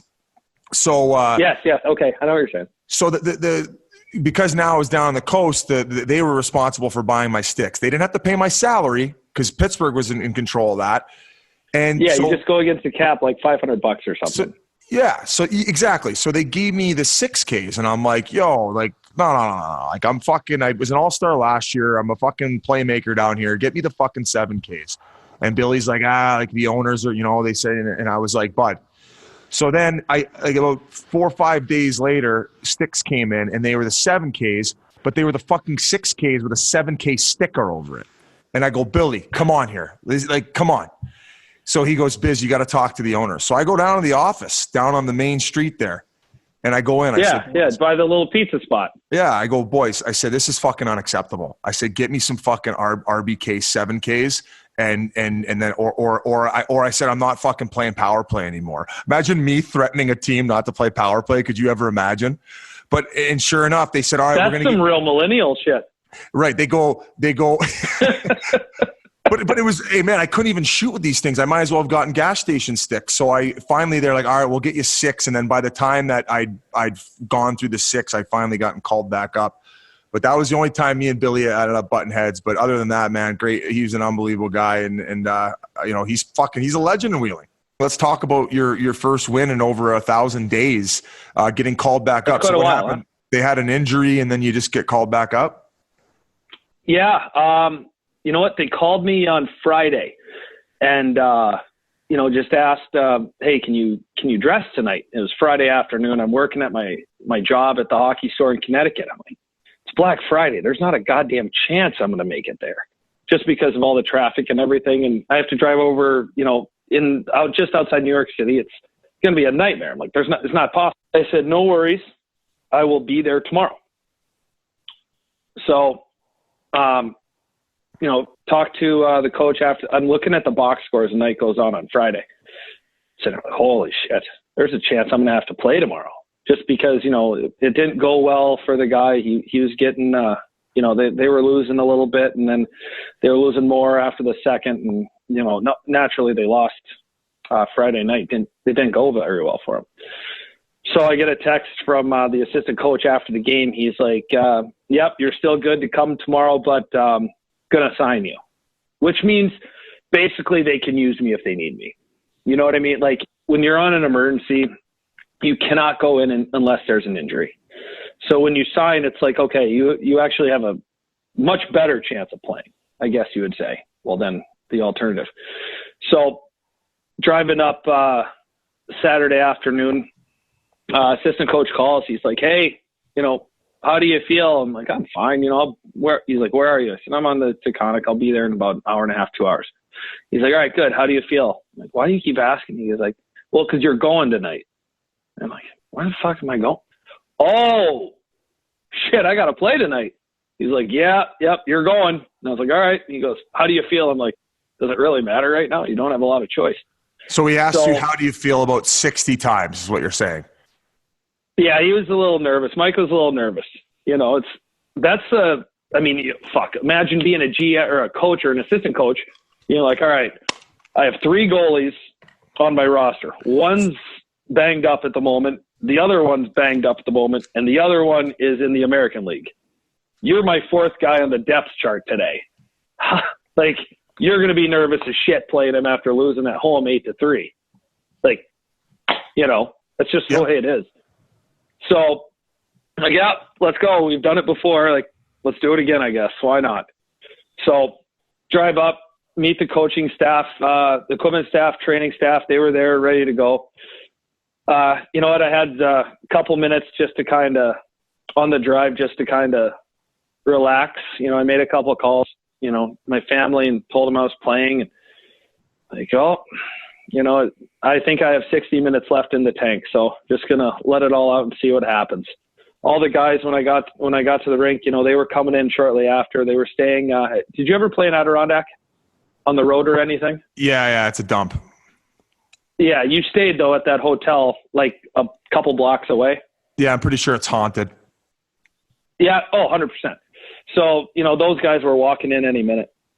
All the guys were, hey, how's it going? Good to see you again. Supportive and whatnot. So it was good though. Yeah. Everybody, he wasn't nervous, but he wasn't exactly excited. Let's put it that way. The staff, but it ended up working out at the end. Do you want to fucking talk about the game at all? Like, fuck, you just talk for 10 minutes about your drive in. Oh, fuck, here we go. All right, so, yeah, got on the ice for warm-up. Everything felt good. I wasn't as nervous as I normally am for games. Well, yeah, because if you lose, who cares? You're fucking working at a department store a day ago. Hockey store, fuck, I'm not. What are they going to do, blame you and cut? Yeah, you ended up winning and they cut you anyway. Good point. Sweet Spittin Chiclets bump, by the way. I fucking waved after you guys talked about me. Jesus Christ. What do you mean? You got the opposite. Like you got. You know what? I got brought on the show. Even better. You got Chiclets bumped off the roster. But I got bumped on the show though, so that's huge. Oh, there you go. There you go. Hey, you put $50 on the board. Did you end up paying that? I fucking trying to get a hold of somebody's Venmo. Everyone's like, you know what? Don't worry about it. You got it to win. Fuck bullshit. That. Rookie party's coming up. I'm paying. Paying. No. You don't have to pay that. You got snipped. You say, screw you boys. You fucking could have kept me up for another day's pay and got it. So go out. Everything's good. Go into the first period. You know what? The fucked up thing though is the guys didn't treat me any differently than I've ever been treated when I've played on a team. It was just, the transition was seamless. Like I walked in, the guys made me feel like I've been there since day one of training camp. There was no issue. I had a guy go elbow in on me in warm-ups and he's skating by, fucking any league, bud. So it was just like, just the little chirps and everything, and just it's hard to put into words. Just when you're on a club, you're on a club. You've been there, you've gone up and down, and then there's just a break-in period. There was no break-in period. The guys were great. They were chirping with each other. I was getting involved. It was no big deal. So that actually really helped. So game goes on. They score a goal after the first media timeout. They scored a goal. A guy from the point fired one, just threw a set of bodies, and he buried, obviously. And then we score on the power play. We go into the first intermission 1-0 or 1-1, sorry. And everything's good. Attitudes are good. We get into some penalty trouble in the second. And Adirondack's a very good team. They're very well coached, very well prepared. They are just snapping it around, absolutely snapping it around in the second. Mind you, I've not played a pro hockey game in a year and a week. And that was in the Federal League, so it's not even close to the speed of this. A year and a week. And I threw up twice in the second period in my mouth and had to swallow it or spit it into the net. Oh. That's how out of shape I was. Oh, it was terrible. Like, these guys were fucking snapping the puck around. I could barely keep my shit together. So I'm just trying to keep up with everything, kind of hanging on by the seat of my pants. Going, after, killing the penalties, we go in to the locker and it's 1-1 going into 3. And I'm sitting there, doing my thing in between periods, taping my stick, and coach comes in with about 10 minutes left on the clock, gets the boys going. He's fired up. In hindsight, when you think of it, you have a goalie that's playing right now that has no business playing in the ECHL. And you guys are 1-1 going into the third, like against a very good hockey club. All you had to do was fool them for 20 more minutes. That's basically what I was saying in my head. When we were walking on the ice, I just said to myself, I'm like, I just got to fool people for an hour. That's all I got to do. What were the shots on the ice? But what were the shots in the third? Third, let's see. They had 15 in the third. I know they had 15 in the third. Second period, I think they probably had. Oh, we don't got to go back. Fuck. No, I think they had double digits. They had double digits in the second. But the guys were like, the D zone was unbelievable. The PK was phenomenal. They had a bunch of seam passes. Guys were getting sticks on them. So, I mean, when guys are getting sticks on pucks and whatnot, it's keeping you out of harm's way, basically. And the guys basically kept me out of harm's way for all those. Boys rallied, got the job done for you. You had 38 saves, and it was that the most emotional victory of your entire life? Yes. Yes, because you saw how hard these guys were working. Like, these guys were working their fucking bags apparently off. Not very hard. They gave up 38 shots, didn't they? Yeah, but I was thinking about it. I probably had 3 or 4 saves where they were good saves. Like, they weren't routine. Like, I probably had 3 or 4 pretty good saves. I got lucky a couple times. A guy snipped me pretty good, but it got a piece of the bar and it went out. Thank Christ. But yeah, short side too. That's never good. But the D they were unbelievable. Wow. Unbelievable. I swear to you, I think they blocked maybe 35, 40 shots. The players did. Forwards just laying down, just wearing them. I'm like, you guys are fucking nuts. You guys have a quarter of the padding on. Yeah, you're making $200 bucks. That's what they wanted to do. Bodies on the line. Yeah. That's awesome. And then obviously after the game, the boys were probably super pumped for you. And then what? You went back to Reading, and then one or 2 days later you got snipped? Nope. Drove my car right back to Connecticut right after the game. And that was it. That's all she wrote. That was it. But you know what? The cool thing about the whole thing, all of it. The best part about this, I grew up in Iowa, obviously. I watched Scotty Clemenson, who is now working with the Devils. Adirondack is a Devils team. I looked up to that guy my whole life, basically. I think he's a 77, so he's 5 years older than me. When I was first starting to say, you know what, I want to do this pro hockey thing, he was doing the Boston College, and then obviously he went on to the Devils. But he's working for the Devils. He came down after the game, and we talked for about 15 minutes. And he was a guy from Iowa that I looked up to. I was so happy that I played well, obviously. We got a win. But I was the best part about the whole thing was Scott came down and talked to me after the game. And that was a guy that I looked up to, you know, as a kid. And he came down to tell me I did a hell of a job. It was just, that was hands down the best part of the whole night. Icing on the cake. Yeah, 100%. A guy that I looked up to my whole career came down to say, hey, great job. And I was like, holy shit, that was 100% the best moment. Awesome, buddy. That's a pretty cool story. Obviously, from the Spittin Chiclets crew, we congratulate you, and thanks for coming on and giving us your time to talk about that cool moment. Hey, thank you so much for having me. And you know what? You guys do a hell of a job. All the guys in the minors are listening to you. I know that much. And by the way, with Whitney, he always talks about playing for the national development team. I fucking could not stand playing against them. Is that that's a little bit of a humble brag? No, all the kids, they have their full cages. I was 20 years old my last year, junior, and all these kids are 16, 17 years old. They're all on full boats. Okay. They're all, they're going to college. They know they're getting drafted. For those wondering, running around.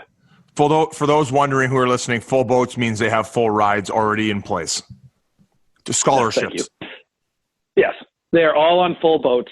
They're all with cages, running around, doing their thing, playing for the development team, getting whatever they wanted. I fucking could not stand playing. But you know what? A couple of guys actually were pretty good. A couple of the guys could chirp pretty good, though. A couple of the guys could chirp pretty well. I would have absolutely, just from listening to Whitney on here, I would have hated playing against him. He would have just been one of those ruthless people. Yeah, ruthless. I mean, hey, man, he had the skills to back it up back then. Exactly. And all those kids, they were so talented. They could basically just tell us we were fucking losers and they were going to play in the show and we were nothing. And we just had to sit there and say, oh, yeah, you got to play. They're like, you'll be making $200 a week in the SP. Bud, thanks for coming on. We appreciate 100%. Your time. Thank you so much. Good luck with everything. Continue what you're doing. You guys are doing a fucking hell of a job. Well, there you have it, guys. I know you guys couldn't join me, but I thought it was a very interesting story. I always love hearing stories about the tropical rainforest, as I like to call it, as opposed to the AHL jungle. Obviously he was excited, and hockey's a wonderful game, man. It's awesome. But what else we got to talk about here, boys? All right, I know that you're a huge fan of this Finnish kid, the Mikko Rantanen over in Colorado. He's continuing to light the lamp. He is. He's the first player in the NHL this year to get to 40 points. He had 2 assists versus Nashville Tuesday night. He did it in 24 games. The only Avalanche or Nordique player who has been the first in the NHL to 40 points in the season, only one other guy has done it in the franchise, a fellow by the name of Peter Forsberg. They're back in 97, 98. This Rantanen, man, he's unbelievable. I don't think he arrived at the NHL with a lot of fanfare like some other foreign players did, but he's been outstanding, one of the top players in the league. You got to think he's probably going to get some hot trophy nominations, probably, or votes, I should say. I was doing a little digging too. Only 7 right wingers in the history of the NHL have won the Art Ross Trophy. Gordie Howe, Boom Boom Geoffrion, Guy Lafleur, Boom Boom, Jeremy Roenick, Guy Lafleur, who I just mentioned, Martin St. Louis, Patrick Kane, and Jerome McGinley. I mean, obviously there's a long way to go here, but he's probably at the top of the list right now, and he's got another fucking guy on his line who's probably in the running as well. And what's even crazier is currently the NHL has 4 right wingers in the top 10 in scoring right now. So Marner, Kucherov, and Pasternak are the other 3. And man, it's the days of the playmaking right wingers. Yes. And those names, I mean, are you kidding me? I do think Rantanen, I keep saying it, he has moments when it's Malkin-esque, where he's buzzing up the ice. He's so big, but he's flying by people. Doesn't even necessarily look like he's going that fast, and then can use the body to protect the puck. So Colorado's got something cooking in that organization. Hey, and so I mentioned, I think a few weeks ago, I played against him in the minors, and how it's crazy how much he's scaled up, because he was dominant in the AHL, but never like, whoa, like why the fuck is this guy in the minors? Yeah. And then he got up to the NHL. And then last year, a lot of people were saying, like, you play with McDavid. Of course, he's going to put up those numbers. He's his own fucking player. And They came in the other night, and they had a really good game against the Arizona Coyotes. I mean, hey, off night for the Yotes. Fucking off night. There's been a couple lately. No, hey, big comeback last night in Minnesota. Not a big deal. But he's got a bit of a mean streak to his game, too. He throws some cross checks. He hangs in there. Yeah, he's a gamer, and it was a pleasure watching him the other night, and I've gained a shit ton of respect for him and just how he's rounded out as an overall player. And that 1-2 punch is nasty. And then they got Landeskog as the other guy. So I think they're over 100 points combined already right now, which is by far and above the best in the league. Guys, before we go any further, I just want to talk to you for a moment about Muggsy jeans. Man, they sent me a pair a few months back. I've said it before. I'm going to say it again. The most comfortable jeans I've ever worn. I've never worn jeans before. I thought I can go to the gym and work out, but I do it Muggsy jeans. Especially if you're a hockey guy or an athlete, you probably struggle to find clothes that fit you well. You know, let's face it, a lot of men's clothes don't fit. They're not designed for guys with big thighs or a big ass, you know, especially when it comes to jeans. I used to hate getting old jeans, the boot fit and all that. No way, man. The Muggsy jeans, they're like wearing yoga pants. I mean that in the best complimentary way. They're so comfortable, you don't even know you have them on. The Muggsy jeans are designed specifically for the athletic dude, so you definitely want to try them out. They got high-tech materials like synthetic silk, a bunch of other technical stuff you don't want to get bored with, but you definitely want to try it out. It's so flexible. I can't stress that enough. They're like stretch jeans. Usually when you get home from work, the first thing you want to do is take the jeans off, put the pajamas on. But Muggsy's, man, you could sleep in them. They're that comfortable. Men's Health called them the best jeans for athletes. I'm not much of an athlete, but they're great for guys like myself, too. If you want to try it out, definitely give it a whirl right now, because Muggsy is extending their Cyber Monday deals to Stooley listeners through the end of this week. Do your legs a favor and check out the jeans that are sweeping Stooley Nation by heading to muggsyjeans.com. Use the code SPIT20 to get 20% off your order. That's free shipping, free returns, and 20% off the most comfortable men's jeans ever made by heading to muggsyjeans.com. Use the code SPIT20. The offer expires this week, so don't miss out. Get on it today. And moving along to a little other subject in terms of Chiclets possibly taking Chippewa, Mikey Grinnell, who's become, I guess, like Sabres fans' favorite member of this podcast for the riding them from the beginning. They're at 10 in a row, and you tried telling us you have some sort of deal for us. What is this you have cooking up there? No, it's not much of a deal for you guys. It's just all right. Well, I have a proposal, per se. So if the Buffalo Sabres make the Stanley Cup Finals, make the Stanley Cup Finals all the way to the finals. They don't have to win, but if they make it there, I will get a Buffalo Sabres tattoo on my ass. What? Not even for just making the playoffs? No, if they make it to the Stanley Cup Finals, That's a fair bet. I will get a Buffalo Sabres tattoo on my ass, and maybe we'll let the fans choose a little text that goes below it. But there's also like the matter of fact that you have a Plymouth State tattoo on your ass, so obviously it doesn't. Well, he's going to cover that.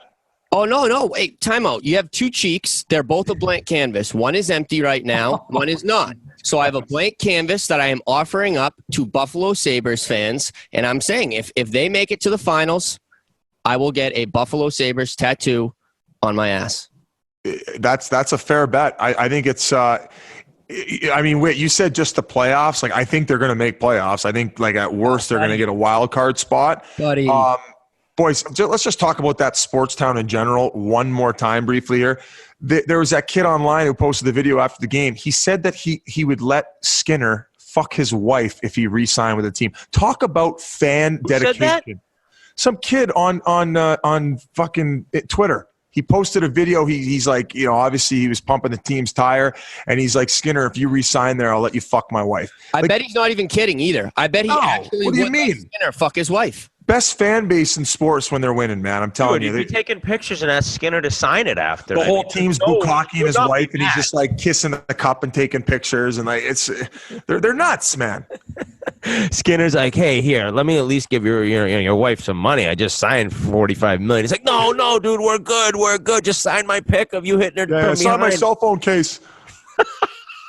I was on the fence, but now that you mentioned it, yeah, I'll stuff your wife and then stay in Buffalo. That's a fucking strange offer. At the signing bonus, like, or at the conference when they're introducing it. So Grinnelli, like, so what's the other side of the bet? If they don't get to the cup, what do you get? I don't know. I think you just want another tattoo in your ass, personally. No, I don't, because I'm not a tattoo guy. I'm not a tattoo guy at all, and I only got that one tattoo when I was really drunk in college. So, like, that's kind of like a wash. So it's like starting from scratch here. He's also thinking ahead of us, their first round series for a live show, and being like, hey, you know, maybe he's a little cold streak, maybe he's not. He's living in New York City, I would hope not. And maybe he's like, hey, listen, do you know that if the Sabres make it to the cup, I'm going to get a tattoo on my hoop? And then all of a sudden, he's just wheeling something. So hey, I know how your brain works, you little weasel. And you know that's a city you can actually get laid in because they're, you know. Oh yeah, I mean, Gritty. I don't know. I feel like they wouldn't. I feel like I wouldn't appeal to the women in Buffalo. I'm a small, scrawny kind of guy. I feel like they like. Oh, yeah? You couldn't even break a table. You couldn't even break a table. No way. I actually got a funny story. So I got laid at rookie party there, and but the next day I went to the rink, and you know, the boys were obviously like, "Hey, did you go home with that one?" I'm like, "No, I didn't go home with her," but she like came over after, and like everyone kind of had a giggle. Well, apparently one of the other guys took her home first, and then afterwards she came over to my place. So I'm like, oh God, really? So obviously the morale in the locker room was pretty high. We ended up winning. You're welcome. And I ended up getting sloppy seconds. So Can't marry her now, huh, Biz? yeah, I know. I was like, fuck. Hey, That's a tough one. I don't know if you guys noticed or saw my hit of the week around the NHL lately did you see the collision between Dustin Byfuglien and Jamie Oleski? Oh, awful. Yeah. Oh, my God. That is, I mean, what is that? I'm going to say at least 500 pounds colliding. And you saw Byfuglien, he had the Bambi legs going, but he came back. I'm pretty sure he came back to the game. So just to see a collision like that, I mean, you don't see hits like that at all anymore, let alone the two biggest guys in the league. And you know that guy's hurting if Buff's going down. Oh, yeah. Oh, a lot of he men. went down too, I think. Boys, one thing we kind of skimmed over was Ristolainen and Selly after the OT winner. Oh my God, that's to me that's the best current celebration. What celebration? What was he doing that dance? It's called. What is? And someone tweeted at him, "Welcome to the crew" or something. Grinnelli, are you up with that pop culture? The Millie Rock. The Millie Rock. What is the Millie Rock? Millie Rock, you know, little Millie Rock. I don't even know who Millie Rock is. Kids. Is that bad? Is that bad? Oh, it's a dance move. I don't think it's anyone. So Who we got made it up? I don't know. It was, you know, these rappers come out with these new dances. No. That was Tre'Davious White. That was the safety for the Bills. That was the safety for the Bills who came out, who fronted as the Sabres goalie in that video. Ah. Oh, all right. Now he was like, I got you. You Millie Rock in. Together. And boys, we got to shout him out for the Budweiser Canada Selly season. I mean, that to me, that's the best one so far this year. So we've been getting a lot of messages about it. So congratulations to Buffalo on 10 in a row. And Grinnelli, you're going to finish this one off? Yeah, timeout. So can we make this a full bet? So if they make the Stanley Cup, I will get a tattoo on my ass. If they don't make the playoffs at all, you guys have to do something for me. Pretty vague. I mean, what the hell am I getting out of that? I get to get tattooed the Buffalo Sabres logo. Yeah, but do you know how much more likely it is that they get into the playoffs as opposed to actually get into the finals? Well, yeah, that's what I'm saying. So it's one or the other. So I'd have to do something for you? Let me sleep on this one. Let's take it up on Monday's episode. I got some thinking to do. Hey, Biz, how funny was it that kid who's like, dude, I ordered my Eagle Energy 2 weeks ago. Oh, you guys want to talk about that? Looked up how'd you get his name? Okay, so let's talk about this. So every time somebody little messages, lying piece of shit. so I'm associated to Eagle Energy, and my buddy runs it, and of course, you know, I'm promoting it. So anytime there's anything negative that comes online about it, like someone not getting their shipment on time, or maybe one of their pens didn't work, I screenshot it and I send it right to them, and they're on it. Like their customer service is unbelievable. So this kid says, I ordered it 2 weeks ago. I haven't got it. And so I screenshot it, sent it to him, and it has the name. So the guy writes me back. He goes, dude, that guy ordered it on Friday. And I'm like, are you kidding me? I said, screenshot it and send it to me. So he did. And then I said, and I wrote him back. I said, that's weird because this order says you ordered Friday. Hopefully you get it soon. And if not, message me again. Please be honest about when you order next time, though. And I didn't think it was going to catch fire like it did because I replied to him. I didn't put it on my main page. And, oh, man, it's already up to like 1,800 likes. And I just, fuck, dude, don't waste people's time. Because that guy was working. And then, fuck, you wasted my time too, you asshole. So I appreciate your... say anything? Yeah, he's like, oh, I'm getting lit up online and I love it. And it's just like, all right, man, well, if you want to be a scumbag and love it, then be a scumbag. So shout out to fucking Eagle Energy for getting on the customer service train. And if you do have problems, message me. We'll get it handled. They're good people. They're working hard. I don't want them to have to deal with that bullshit. Hey, what about the Jeopardy boy? One of our listeners tweeted the picture. They said it looked like the nerd child of Whitney and Grinnelli, and you look at it, and it looks exactly like you two had a fucking kid. It does look like you guys had a baby. I'll tell you what. I bet that kid. I would never go. I bet he passed some tape to tape, and he wheels at the bar. I'll tell you that much. And it pays for everything. So what part of you is in him? I don't see any of it. That's the point. I was going to say it looks more like you. I don't see me in it, but yeah, maybe. It's definitely a little Grinnellian. Anyways, I forget the listener who sniped it, but it was a fucking fantastic call. Whoever made it. Boys, quickly, I think we should talk about that Matt Duchene goal, which ended up being the winner for Ottawa against Philly. Also gave the over 6.5 in that same game. Well, that's what we talked about. All right, let's go to the gambling corner, RA. You take it off, buddy. Wow, RA. Well, Duchene's goal, yeah, that was incredible, knocking out of the year. Dude, when I put the 5 picks, and I thought it was 4, but Witz reminded me that I said to bet Vegas on the puck line, and he said, no, you went 5-0, and he texted me before the night started. He goes, I loaded up on all your picks, and I was like, oh, fuck no. I'm like, now I'm going to go 0-4. I'm going to 0-5. I'm not going to hear the end of it from Witz and everybody else out there. And then I was watching all the games at once, like 1 come in, then 2, then 3. It was all up in the air. I had people out there. First off, do not fucking congratulate bets in the first period or the second period or the fucking third. Well, I was willing to congratulate that Vegas win at the end of the second period. That was. I waited till then to text you, but I had people saying great picks. I mean, it's fucking a 1-goal lead in the second period, man. You're not even close to a win yet. But so I had I'd put in all your picks, and it was such a win-win for me because I'm like, this is great. I'm going to make an absolute shitload of money tonight, or I can just torture him because these picks were so awful. I mean, this is perfect no matter what happens. The only thing I did, I actually money and puck line Vegas and Carolina. Carolina missed an empty net at the very end. Guy on the backhand put it wide. But other than that, I mean, that's a 5-1 night for the Wit Dog because of URA. And just looking, that was Sunday night too. You were picking out these Tuesday games. So shout out to you just padding the wallet. Thank you. How many people were messaging you, RA, about and thanking you? A lot, right? Yeah, I mean, I would venture to say that I made dozens of people thousands of dollars collectively last night. I mean, I was getting like DM slides, Twitter messages, all kinds of people jumped on the bandwagon. So they're going to be really fucking disappointed. The same guy who offered his wife up to Skinner offered his wife up to you. I just think it's crazy that you and Witt are essentially betting the same amount of money. Like your blood must be boiling. You hammer these bets. Yeah, I everyone thought I loaded up on all of them. I was like, no, that was just my 4 picks that I happened to pick. I didn't really go overboard on every one of them, but I did pound the over in that Philly Senators game. I thought there would be 10 goals in it. I did have 2 Okay, when you say pound it, like what's pound it? Because to me, if I bet $300 on a game, like I'm nervous. If I pound it, it's anywhere from 1,000 to 2,000. If I say I pounded it. So I had two G's on that over, and I don't know if you were watching it. What? It was 3-1, and our boy Brady Tkachuk, he got 2 goals. And the thing is, if you bet an over under a 6.5, Paul, once the score is 3-3, you're guaranteed to win it because there are no more ties in the NHL. So once it's 3-3, you're fucking golden. You hit your bet. So when Brady tied it up, maybe a winner, and then I mean it didn't matter who won the game. So if a shootout win, that's going to count as a goal towards. Yes. Oh wow, I didn't know that. I thought that didn't count. Yeah, it doesn't statistically, but for the sake of the victory and gambling purposes, it's a win.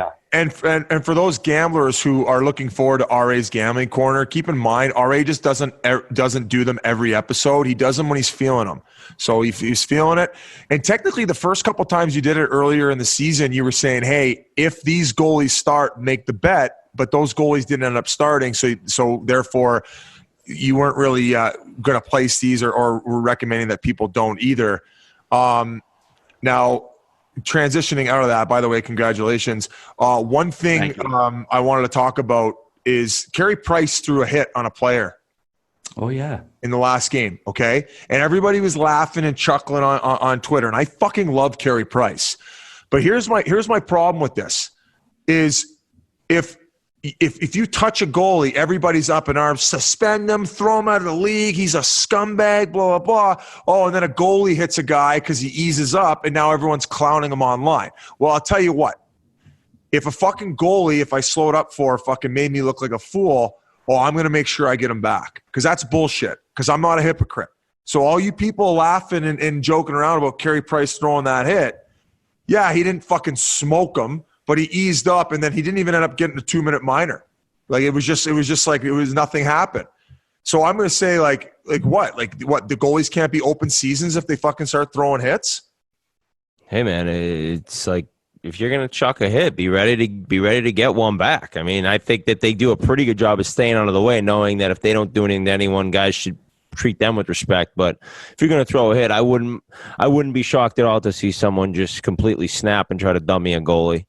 But still, Carey Price, it gave for a little entertainment. I'll say that for sure.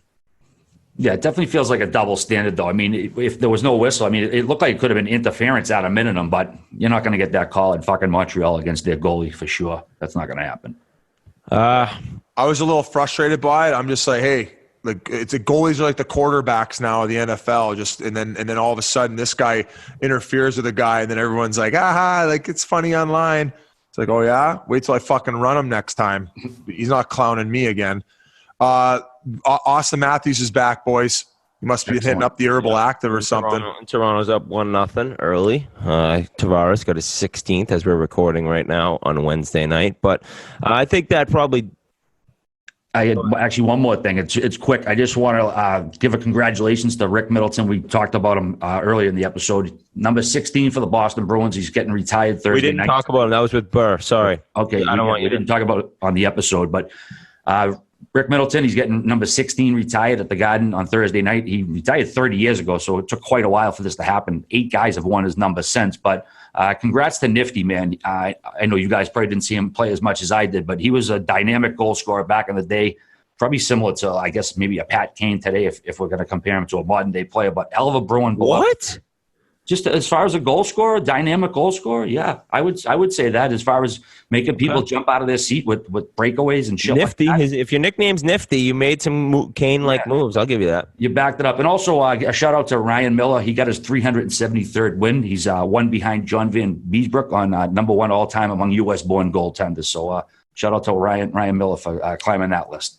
And boys, before we wrap up, any more word on Nylander? I know he skated today over in Sweden. No, they're saying they're close to something. Like I'm just digging for. I hear they're close, but I also, I just don't understand the fact, and I don't understand the people who argue. All right, well, listen.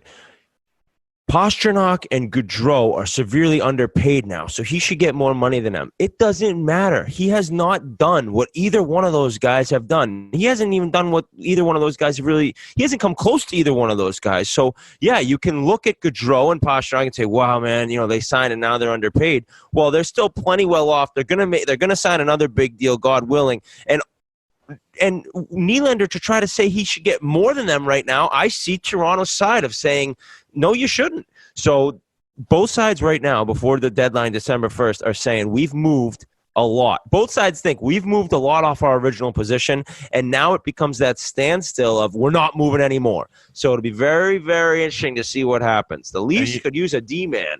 And you know what's hurting them, too, is the fact that Marner's been playing so well. They're going to have to pay that guy. And they know they have to pay him. And obviously more so than Nylander. Yeah. So the better he keeps playing, they're like, holy shit, man. Like this, what would you say Marner is if he keeps going? He's got to be, what, a $9 million guy? Yep. He's top 5 in points right now in the league, I believe. So there comes a time when you realize, all right, well, with Matthews and Marner, that's going to be – it sounds crazy, but Taves – 12 or $20 million. Yeah. So I don't know. It's just crazy. The Toronto – the fact that this is happening with the Maple Leafs, too, up there, it's perfect drama for the hockey media and the soap opera that usually kind of goes around the Leafs. But final thing before we leave, Grinnelli.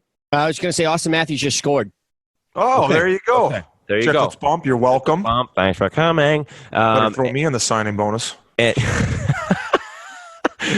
ain't giving you shit. He's already bought you like 5 dinners. Mitch Marner's 5th in points right now, and that's not including his assist tonight. Yeah. But all right, well, I don't often bring up the personal life too much in this, but I figured since we're recording tonight, it is my son Ryder Colin Whitney. It's his 1st birthday, and people always ask me, like, you guys talk a little bit, rough around the edges. Like, will your son listen? What's it going to be like when he hears? So who knows? Someday, hopefully he listens, but I would like maybe he'll hear this episode in a long time in the future far away, but he'll be listening and knowing that, I love him so much. So does his mom. And it's been the best year of my life. It's funny. I used to rip it up, Biz. We ran wild. And a lot of people say, oh, do you miss going out? And I don't really miss anything. You have him, you grow up, you get married a little bit, you have a kid. I would have never gotten married if I was still playing in the NHL, but it all ended and it was time to get going in life and starting a family. So it's been the best year of my life. And, having a son and being lucky and, God was there to give us a healthy baby boy. It's just been an incredible year. So hopefully someday he hears this and knows he's changed our lives for the better in so many ways. He's the only Chiclets baby. All right. You don't got any kids, right? None that I know of. And with that, we're out. Peace out. Thanks.